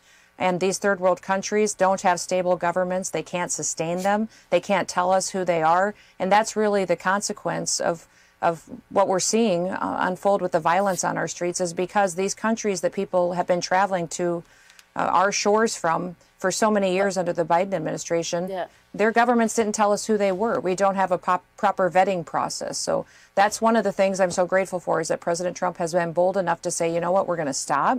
We're not going to allow this to continue until we have a process in place that ensures that it actually has integrity for people that will protect us and keep us safe. Will you deport people with pending asylum claims, Madam Secretary? We will, if they should be. Absolutely.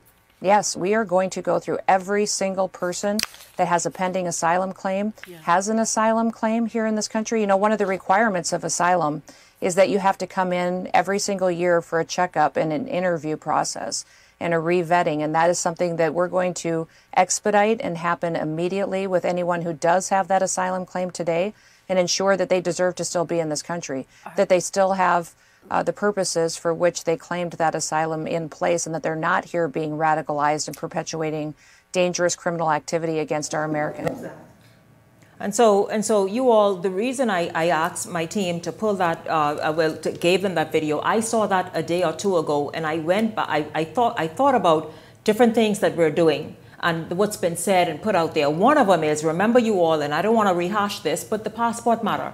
The lady said, and I think she's Secretary of Homeland Security, that the Trump administration is looking at the fact that, wait a minute, these third world countries, their governments are unstable.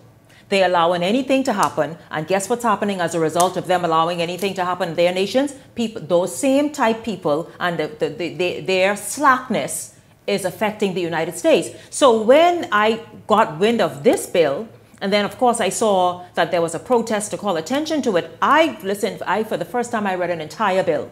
I hope I read the entire bill, but it was about 2 pages or so. And I tried to look and then break it down. I even discussed it further to listen, let's simplify this. Let me get a good handle on this, because I need to understand what this bill is intent on doing. Well, there were several various releases about the bill. And so, Kevin, if you were there, this is what gets to me. Good evening to you, Howard. This is what gets to me. Perhaps you can jump right in, because this right here is something that is worrisome. When the United States refers to all of us as third world, when the United States said, listen, there are unstable governments in these little banana boat nations, and they are the ones we have got to be aware of, will the United States classify us as third world? Jump in, Howard.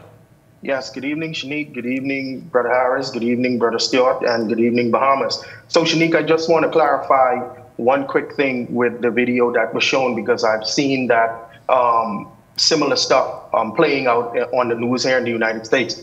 So that pause that's going to take place in third world countries is for asylum cases only. It is not for persons who will be legitimately applying for green cards through family members, for H-1B visas, for business visas, and for extraordinary ability visas. Believe me, no, and any other visa. Howard, it's just for asylum cases. Wait a minute, Howard, it affects some people applying through family members. I have a family member who was just recently returned, whose mother is a citizen. And they have told him, no, you don't. You apply for yourself.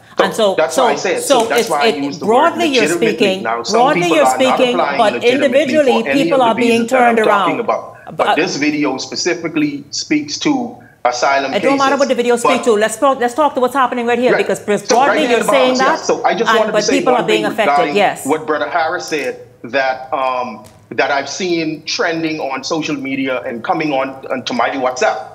And it is that the government is somehow trying to sneak this bill into law and trying to get it passed as early as this week or whenever the House meets again. So what I'm trying to figure out, if the bill was just tabled today, right? I think the bill was just tabled today. It was just introduced today.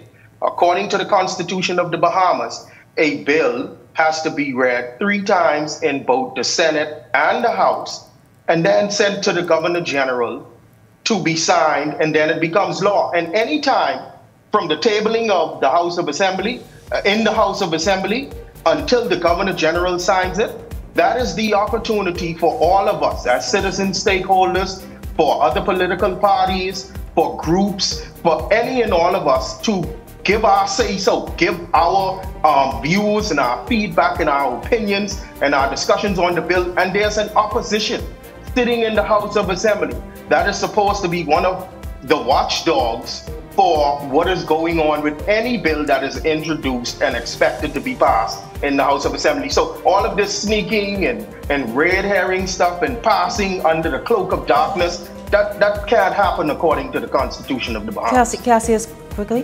Shanique, can I weigh in? Let's go, Cassius. Kevin, I'll invite you because this has to be continued. This discussion has to be continued. Go ahead, Cassius. You know, Shanique, like I said, I'll invite you back, Kevin. Bahamas, it's important that you read. Don't just listen to anybody out there who making noise. Even a donkey who shouts Cassius, keep it above feel board. like he's king. And so I'm not talking about no specific person. I'm just talking. You can shout aloud. You can shout aloud. You shout loud. You have to be able to know exactly what you're saying. Read for yourself. And so once you read for yourself, then you could stand on your own 2 feet and you can make judgments. But I read this bill last night and I did not see anything else. Now, if there was a problem with it, I would have told you. But Bahamians, listen, there is nothing wrong with the bill.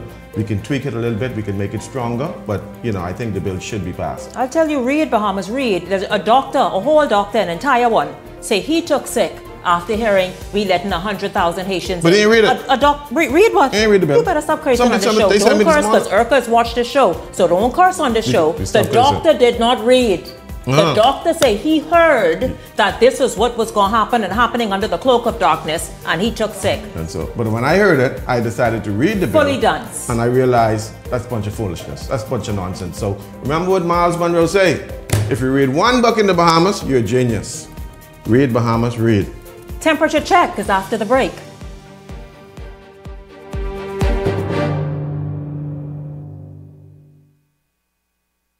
Janae's Chesapeake Road Christmas Wonderland is open. Get up to 40%, yes, 40% off decorations this season. Christmas trees in a variety of sizes and colors, and decorated by choosing from the largest variety of Christmas decorations in town. Musical LEDs and laser lights, ornaments, lighted angels and Santas, garlands, wreaths, tree skirts, stockings, and lots more. Oh, the array of flowers and Pix choices. Don't forget the toys. Up to 40% off things Christmas at Janae's. Restrictions apply. Check out some selections online at janae's.com.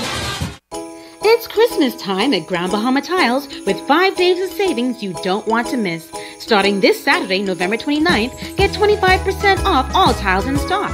Then on Monday, December 1st, savings drop to 24% off.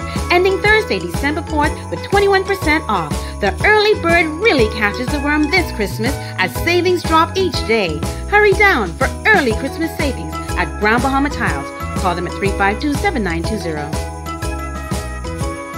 Crossing the Sidney Poitier Bridge just got easier. Now you can pay your bridge tolls using debit or credit cards. No more searching for cash. Just tap and go.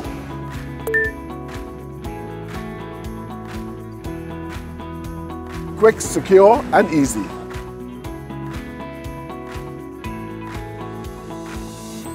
Modern convenience, same trusted service from the Bridge Authority. Then to get sassy, so you ain't gonna bring in this yard. Let's go drive. Vincent, man, you know how much coconut I got in steel, man. Let's go. Vincent! Boy, you lock up. Sergeant. Vincent, who is sassy, so? They tell me I can borrow sassy Sue, the sassy Sue. Sarge, I ain't telling you can touch my boat. Everybody lock up. Best of the Best is back on Monaco Foreshore from December 4th to December 7th, so I can see you there. Running out of space? We've got room for that. Welcome to Skyline Storage, your trusted self-storage solution. Skyline Storage offers units from 5x10 to 10x30, climate controlled or standard dry. Perfect for home or business. Located in Westfield Commerce Park, Western New Providence. Your belongings stay safe with gated access and 24/7 surveillance starting at $175 a month. Reserve, pay, and move in online. No phone calls, no paperwork. Visit SkylineStorage.com. Skyline Storage. Storage made simple. Welcome to Paradise Premium Foods, where exceptional taste meets everyday convenience. Right in the heart of Hurricane Hole Plaza, whether you're planning a beachside brunch, an intimate dinner, or simply restocking your favorites, we offer only the finest selection of local and imported goods, handpicked for quality, freshness, and flavor. At Paradise Premium Foods, shopping is effortless, service is personal, and every visit feels like a treat. From gourmet meals to go to organic essentials and indulgent treats, this is your neighborhood market elevated. Live well, eat better. Discover Paradise Premium Foods, now open at Hurricane Hole Plaza, Paradise Island. Paradise Premium Foods. Taste the difference. Janae's Chesapeake Road Christmas Wonderland is open. Get up to 40%, yes, 40% off decorations this season. Christmas trees in a variety of sizes and colors, and decorated by choosing from the largest variety of Christmas decorations in town. Musical LEDs and laser lights, ornaments, lighted angels and Santas, garlands, wreaths, tree skirts, stockings, and lots more. Oh, the array of flowers and picks choices. Don't forget the toys. Up to 40% off things Christmas at Janae's. Restrictions apply. Check out some selections online at janae's.com. It's Christmas time at Grand Bahama Tiles with 5 days of savings you don't want to miss. Starting this Saturday, November 29th, get 25% off all tiles in stock. Then on Monday, December 1st, savings drop to 24% off. Ending Thursday, December 4th with 21% off. The early bird really catches the worm this Christmas as savings drop each day. Hurry down for early Christmas savings at Grand Bahama Tiles. Call them at 352-7920. Crossing the Sidney Poitier Bridge just got easier. Now you can pay your bridge tolls using debit or credit cards. No more searching for cash. Just tap and go.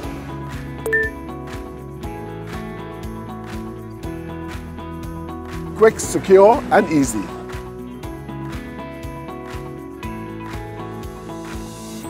Modern convenience, same trusted service from the Bridge Authority.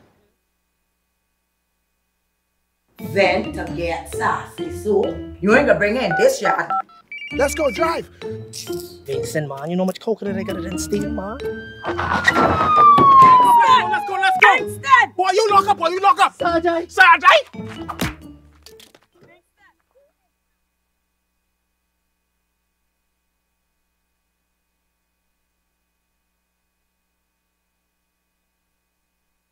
Motors Fleet Sales Division. For 2026 commercial vehicles, call 821-2403 today.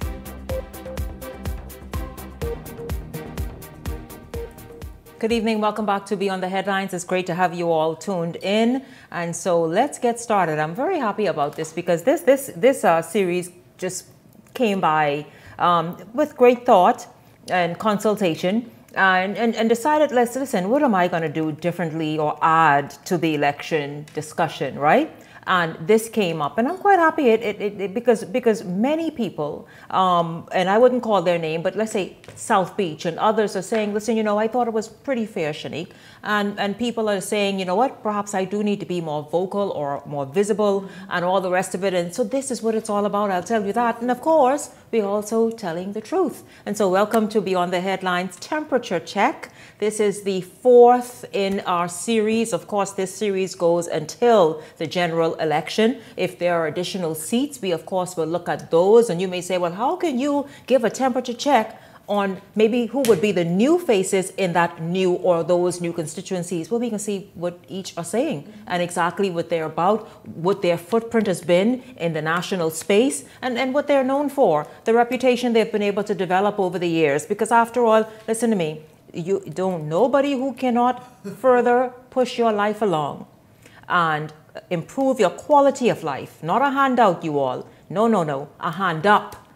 If that person cannot give you that hand up and make life better for you, leave them exactly where they are on your doorstep. And so welcome to tonight's show. This evening, of course, we are in, take a guess, the Mount Moriah constituency. There are 3 candidates in the Mount Moriah constituency. The Coalition of Independents, Linda Stubbs. There she is on the screen. We also have the Free National Movement's Marvin Dames and the incumbent Progressive Liberal Party's Mikkel Barnaby.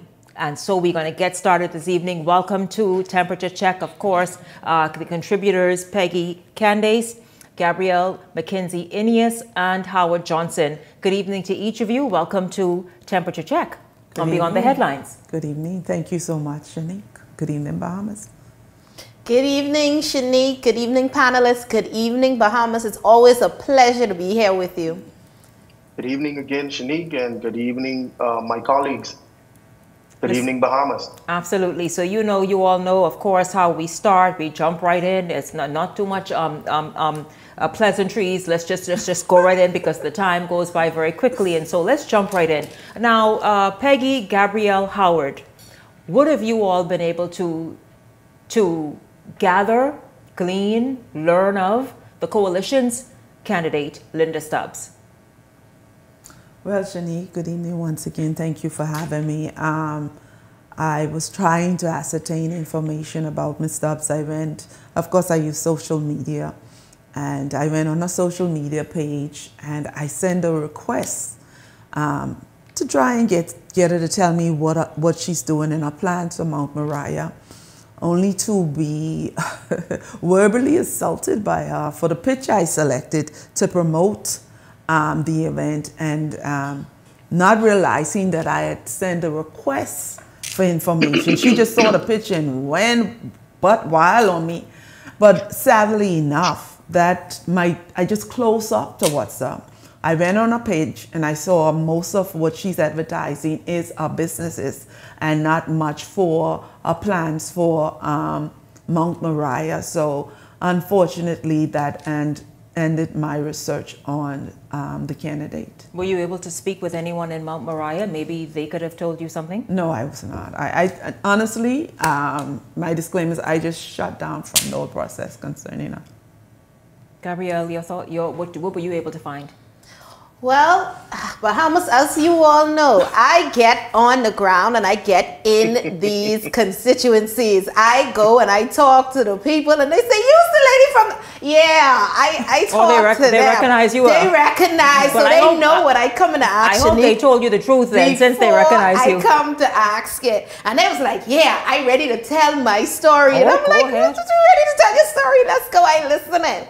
So we started off with the COI candidate. I always ask. I never give names first. I always want to find out if these persons have recognition on their own accord without me telling who they are. And I met one person. I was so happy. The first person that I interviewed, and we'll do that at the end. I'll play the interview tonight. That is familiar. He happens to live in the Stapleton part of Mount Moriah and said that Ms. Smith is a resident. Oh, Jesus. I shame. Ms. Stubbs is a resident of the area, and she does some work. He does see her in the community. Now, what that work was He wasn't able to really go into details, give me anything. But everyone else that I canvassed, I went through Stapleton, Millennium, Yellow Elder. I made sure to get a cross section of just random persons, and they weren't able to give me much. As a matter of fact, the #1 comment was, I don't know who that is, so I can't support. I even asked them, even though you don't know who the candidate is, would you support the party? And it was a no. Howard, what were you able to find on the COI's candidate, Linda Stubbs? Yes, so Shanique, some of the same areas that Gabby traversed, I was able to make my phone calls, having relatives and friends in that Stapleton corridor that is surrounding the Holy Trinity School and church area, and then on the other side of Yellow Elder, across the street from the BUT, old BUT place, I think, that area. So nobody that I spoke with, none of the voters, and there were about 8 of them that I spoke with, none of the voters knew the COI candidate by name. And of course, they didn't know her, so they had not seen her or even know that the COI had a candidate in the area.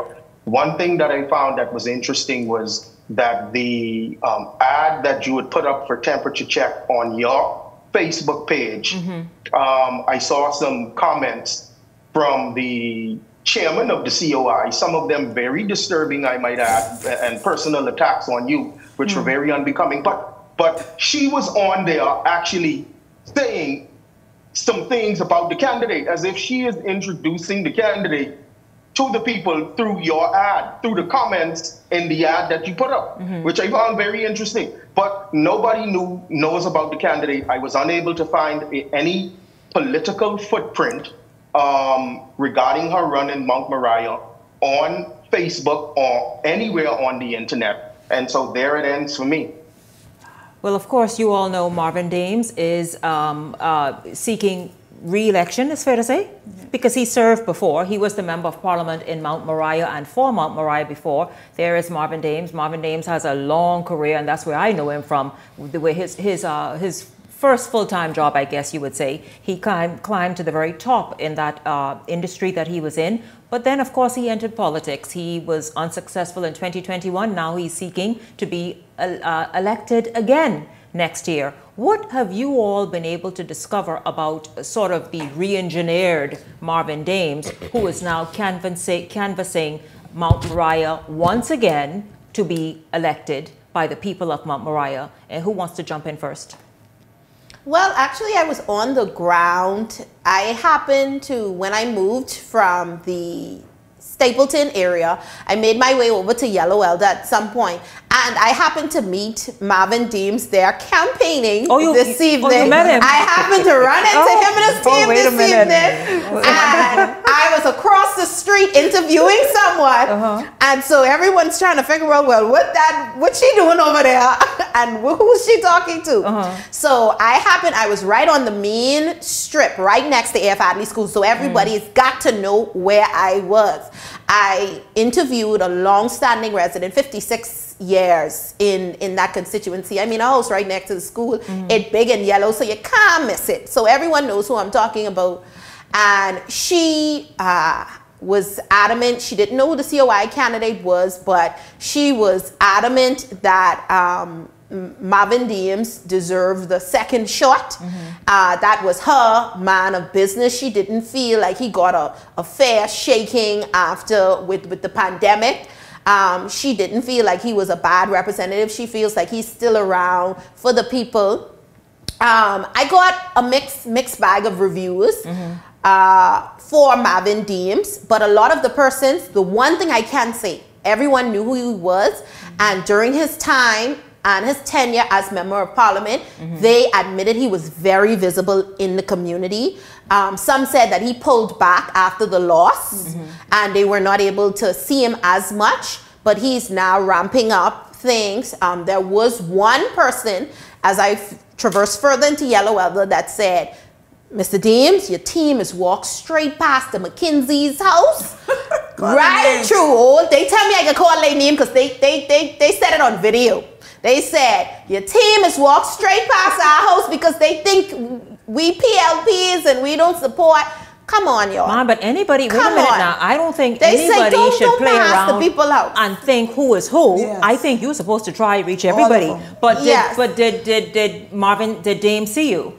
They said they haven't seen him as yet. No, I mean this evening when you went out earlier this evening. He saw me this evening. I let them do their thing. I wasn't distracted. I was on a mission. Yes. I was on a mission. I let them do their thing, but they was in there working. The residents were really receptive. Horns were honking. So it seems like a mixed bag there in Mount Moriah thus far. Well, Shanique, of course, Mr. Dames is no stranger, like we all know, to Mount Moriah. And one of the very important things that Gabby just said is that break after 2021, that break to now coming out on the ground. And he's on the ground, he's having events like every traditional politician and a candidate during election time. So he's having the traditional events. He had a South-South, he's canvassing. It's that break that is a problem for him because it's like he lost interest or he showed a disinterest in Mount Moriah after the loss, and now he's remerged. And so Marvin Deems, I think the national part of Marvin Deems is being the Minister of National Security, almost eclipse what he has done on the ground in Mount Moriah, because when people speak of him, they speak of the scandalous part. And so I think that is one of the challenges on the ground in Mount Moriah? Yes, on social media. Oh, I get all of my stuff from social media. And I think that is one of the challenges that he will have to overcome. When people talk about or call Marvin Dames, you have people who say, well, this, instead of what his service was like. Gabrielle was able to get that information. And so I think that is one of the challenges as a returned candidate to Mount Moriah, as the former member of parliament and former national security. He will have to battle some of the things that come along with having that history. Address one or two things. Yes. Was anybody able to find out what kind of MP he was? He was. They said he was a good MP. Across the board, persons didn't have an issue with his representation. He was visible throughout the constituency. They saw him. They were able to get in touch with him. Some people did feel though he became a little bit pompous. I'm not gonna sugarcoat it, but they still remain able to get in touch with him, and they were pleased with his representation. Listen, when we come back, we have Gabrielle. You heard her say she went out earlier this evening and before. And so she sent a video to my team, and I haven't seen it. I don't know what it is, but we're going to see what the people have to say. And we will also look at what the incumbent, the now sitting member of parliament, Michael Barnaby, has been doing in Mount Moriah since being elected. Will he be re-elected? Beyond the Headlines is back. It's Temperature Check. Back in a moment.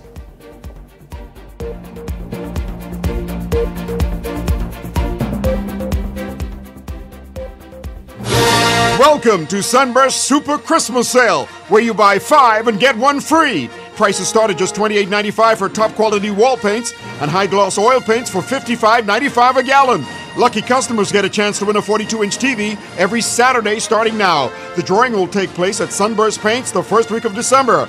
You can also have a chance to win one of 2 65-inch TVs during the month of December. So hurry on down to Sunburst Paints on Harold Road, where you buy 5 and get 1 free. Happy holidays, everybody! It's Christmas time at Grand Bahama Tiles with 5 days of savings you don't want to miss. Starting this Saturday, November 29th, get 25% off all tiles in stock. Then on Monday, December 1st, savings drop to 24% off. Ending Thursday, December 4th with 21% off. The early bird really catches the worm this Christmas as savings drop each day. Hurry down for early Christmas savings at Grand Bahama Tiles. Call them at 352-7920. My name is Omar Ferguson. I've been disabled now from 2009. What inspired me to start my own business? It was the determination to know that I still had something left in me, even though a lot of my independence, my mobility was being restricted. In my disability, it's kind of hard finding the investors or the capital. For example, national insurance. The benefit that we receive, it's a lifeline. And in any business that you're gonna take, it's gonna be a risk. We're not looking for handouts, but we want you to understand that we still need a little special care. This literally gives us a backbone that, hey, we could actually stand someday. This is the business I know it's gonna be a risk. Even going through that process, I'm still dependent on national insurance. Overall, being in the program itself has put me in a place where I feel young again. I feel like anything is possible. I would say to others with disabilities, look around your community, just like you guys said in one of the modules. See what is needed in your community and go for it. Don't be afraid, just go for it. For more information about how the SBDC can help your small business to make a big impact, give us a call at 461-7232 or visit sbdcbahamas.com.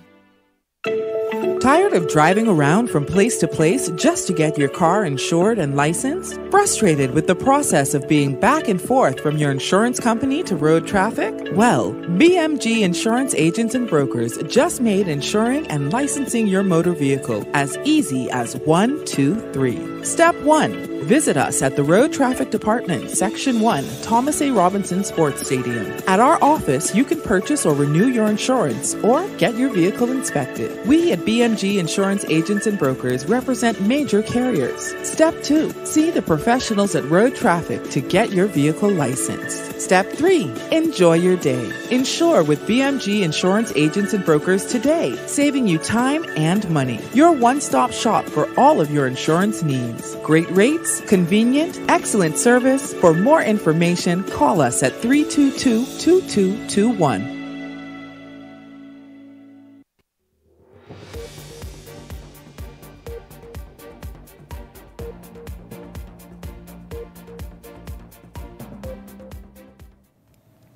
Welcome back to Beyond the Headlines. We're going to jump right in. You are watching Temperature Check on Beyond the Headlines. This evening, we are looking at the Mount Moriah constituency and the three candidates. We've already moved through the Coalition of Independence. We've moved through partly the Free National Movement. Of course, we still have the Progressive Liberal Party to come. Howard Johnson, if you can come right back in very, very quickly. I know you did not have a chance to say what your investigations, you're speaking to various people, revealed about Marvin Dames, the Free National Movement's candidate. Yes. So very quickly about this Mount Moriah constituency, it's interesting that we're going to have, and I don't know if this is anywhere else in the Bahamas for election 2026, we're going to have two MPs actually battling each other. Yes. Mr. Dames has been the MP, and Mr. Barnaby is the MP. So I don't think we have those dynamics anywhere else in the Bahamas, and I stand corrected. But everybody that I spoke to on the ground would have seen Mr. Dames, and some of them have seen Mr. Dames and his team more than once. But everybody has seen Mr. Dames' presence on his social media. I've seen activity, I've seen events, and definitely campaigning and moving around, talking to residents. And we all know Mr. Dames, like Peggy said, he has a national profile. He is very well known to the public. One of the things that I got as a criticism of Mr. Dames was also that, you know, he seemed to have disappeared after the loss. And one of the things that residents believe contributed to his losing in 2021 was the fact that Mr. Dames failed to make a very wholesome personal connection with residents in the community. Now, I can tell you, I know this community, and I know the chairman and one of the big campaign folks, Mr. Bennett Minnis. And Mr. Bennett Minnis and that team are people that are always on the ground and very close to the heart of Mount Moriah because they live there. Mr. Dames, however, got swept up in the wave in 2021, and he was able to be beaten by a newcomer in Mr. Barnaby. And so Mr. Dames has a lot of catching up to do. He has a lot of catching up to do, and he has a lot of work to do as it relates to the work that his opponent has been doing. But Is he resonating? Is he making some inroads? It's a mixed bag. Some of the residents said that they have not made up their mind about who they're going to vote for, but overwhelmingly, the majority of the 8 persons, there was about 3 of them that said that they're still sitting on the fence.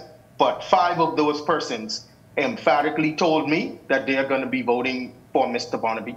But you begin that discussion right now. And so now we're going to shift in the Mount Moriah constituency to the incumbent, the Progressive Liberal Party standard bearer for the 2026 general election, Mikel Barnaby. Howard, what have you been able to uncover? Yes, and so what I've been able to uncover from social media, I'll start there. Social media has a big presence. I mean, Mr. Barnaby has been out there, I mean, doing any and everything you can imagine. Schools, speaking at the schools, he's out there helping and assisting with cleaning the drains. He's having events all over the place. He is on the ground canvassing night and day, just like Mr. Dames is doing. And so his visibility is very, very, very high. And his presence is very well felt in the community. And it appears from his social media, it appears that he is making those meaningful emotional connections in the community. Now, there's one thing that 1 or 2 of the voters said to me, right? They said that Mr. Barnaby's, one voter in particular said to me that Mr. Barnaby came to our house, and she is someone who's known to have voted to vote F&M. And Mr. Barnaby's people came to her house. He was home watching TV, lights on, and they slid the pamphlet under her door and attempted to turn around and walk away. But she opened the door because she heard them rustling right out there. So she opened the door and she asked them, well, where y'all going? I thought y'all was here at the campaign. So, Mr. Barnaby, I'm telling you right now, if your people are identifying F&Ms to you and telling you you don't need to go to their door, then that will be your cry, sir. Make sure your people, he wasn't there. He was not with the team. But you need to make sure that your team is going to everyone's house, irrespective of whether or not they're identified as F&Ms. Yes. Okay, I did my research. I agree. Everything with Mr. Howard Johnson said. Mr. Mikel Barnaby comes off as a superstar in his constituency. His presence, I mean, he showed up at a senior citizen home. The lady was so moved by him. One of the residents, she blessed him. When you look at the community center and swimming pool, when you look at roof fixing, roads paving, his presence is heavily felt. Even if you recall when there were tragedy, he was on the ground, he was there, he was interviewed. And so Mr. Barnaby is doing all the right moves. And I will agree with Howard, knock on every door, address, embrace everyone, because you don't know how people who are on the fence will be moved by you saying, oh, even though he's F&M, oh, he came and he spoke with me and he was this, and it can make a difference. Every vote count, every vote must be counted. But what are people, I mean, outside of the campaigning, we know that everybody's doing that now. What are people saying about him and his representation? He get out of everybody who made comments, because I put his picture on my page and I put it on in WhatsApp group. All except one person, and she said she's waiting for a letter for 2 weeks. Go walk to the office, ma'am. But everyone, somebody says she's proud to be a constituent because of his presence, because of the work he's doing in his constituency. And so he got great reviews by everyone except one individual. Well, Mikel Barnaby definitely has charisma. I would say that he has a charming personality that's captivating loads of members of his constituency. He is definitely renowned for that, for being a people's person, someone that's very approachable. So I'd also like to personally commend him on that. In this thing, politics is about people. And I found that on the ground, that was the top thing that people said. They were able to connect with him, that residents said.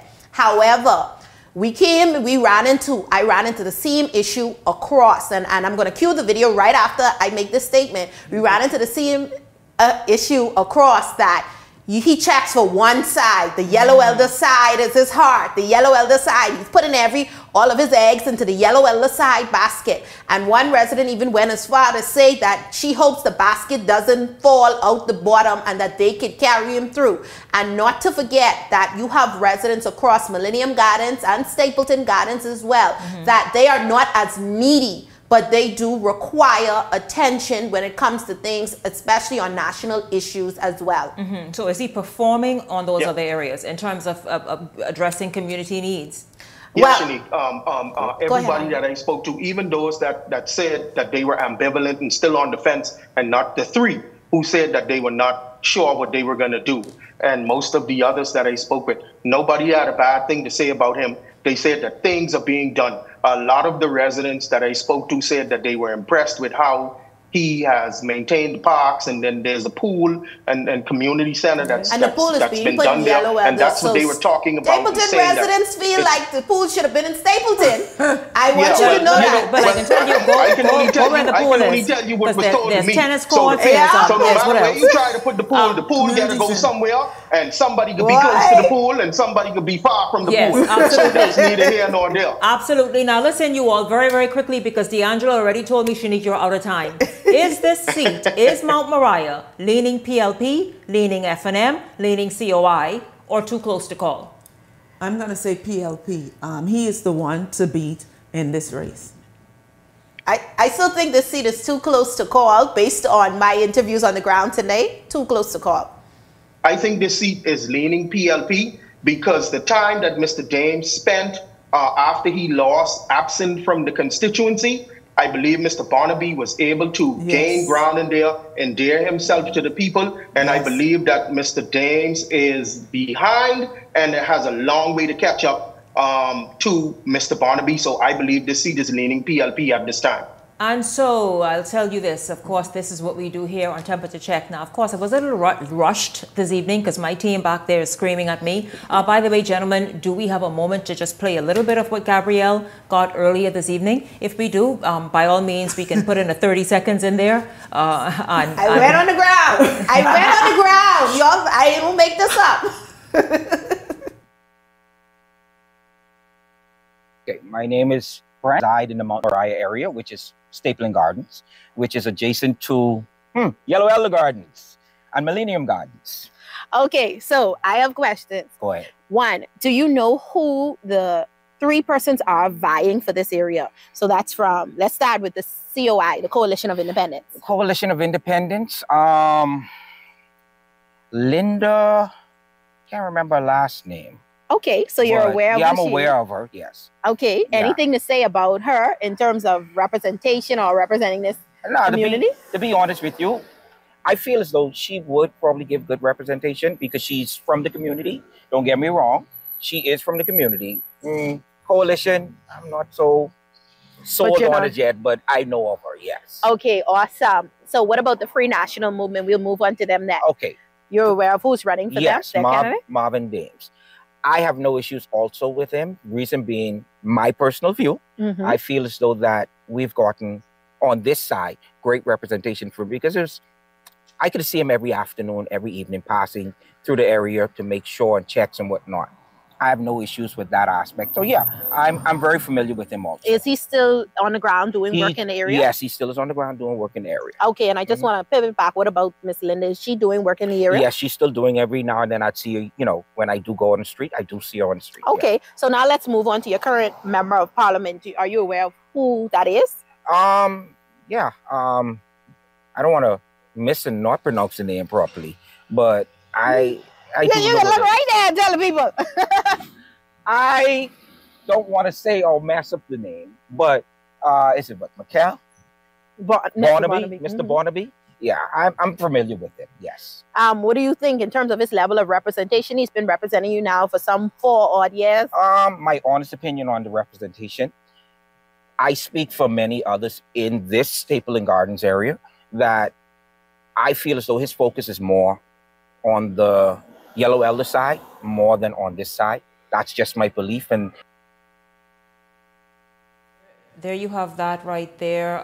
There you have a bit of that right there, Gabrielle. So this is something you did earlier. This is something I do all the time, Shanique. I go in, I speak No, I know you do that. We out of time. I didn't ask you all that. I said you did that earlier. Yes, this was today. But earlier I today. know if it's each of them do something different. I don't even play a job, Gabby. I don't play a role in temperature check. I need you all to understand that. The only thing I do is post and I say, hey, listen, this is what we're doing. Go out there and investigate. Be as thorough as you possibly can. Okay, so we're going to continue this. We're going to continue this. The next constituency is tune in next week. I thank, of course, all of my guests this evening for being here on the show, and all of you for tuning in this evening, and of course for my excellent production crew in the back there. Thank you so much. And to all of you watching, I'm Shanique Miller. Make it a great evening, everyone.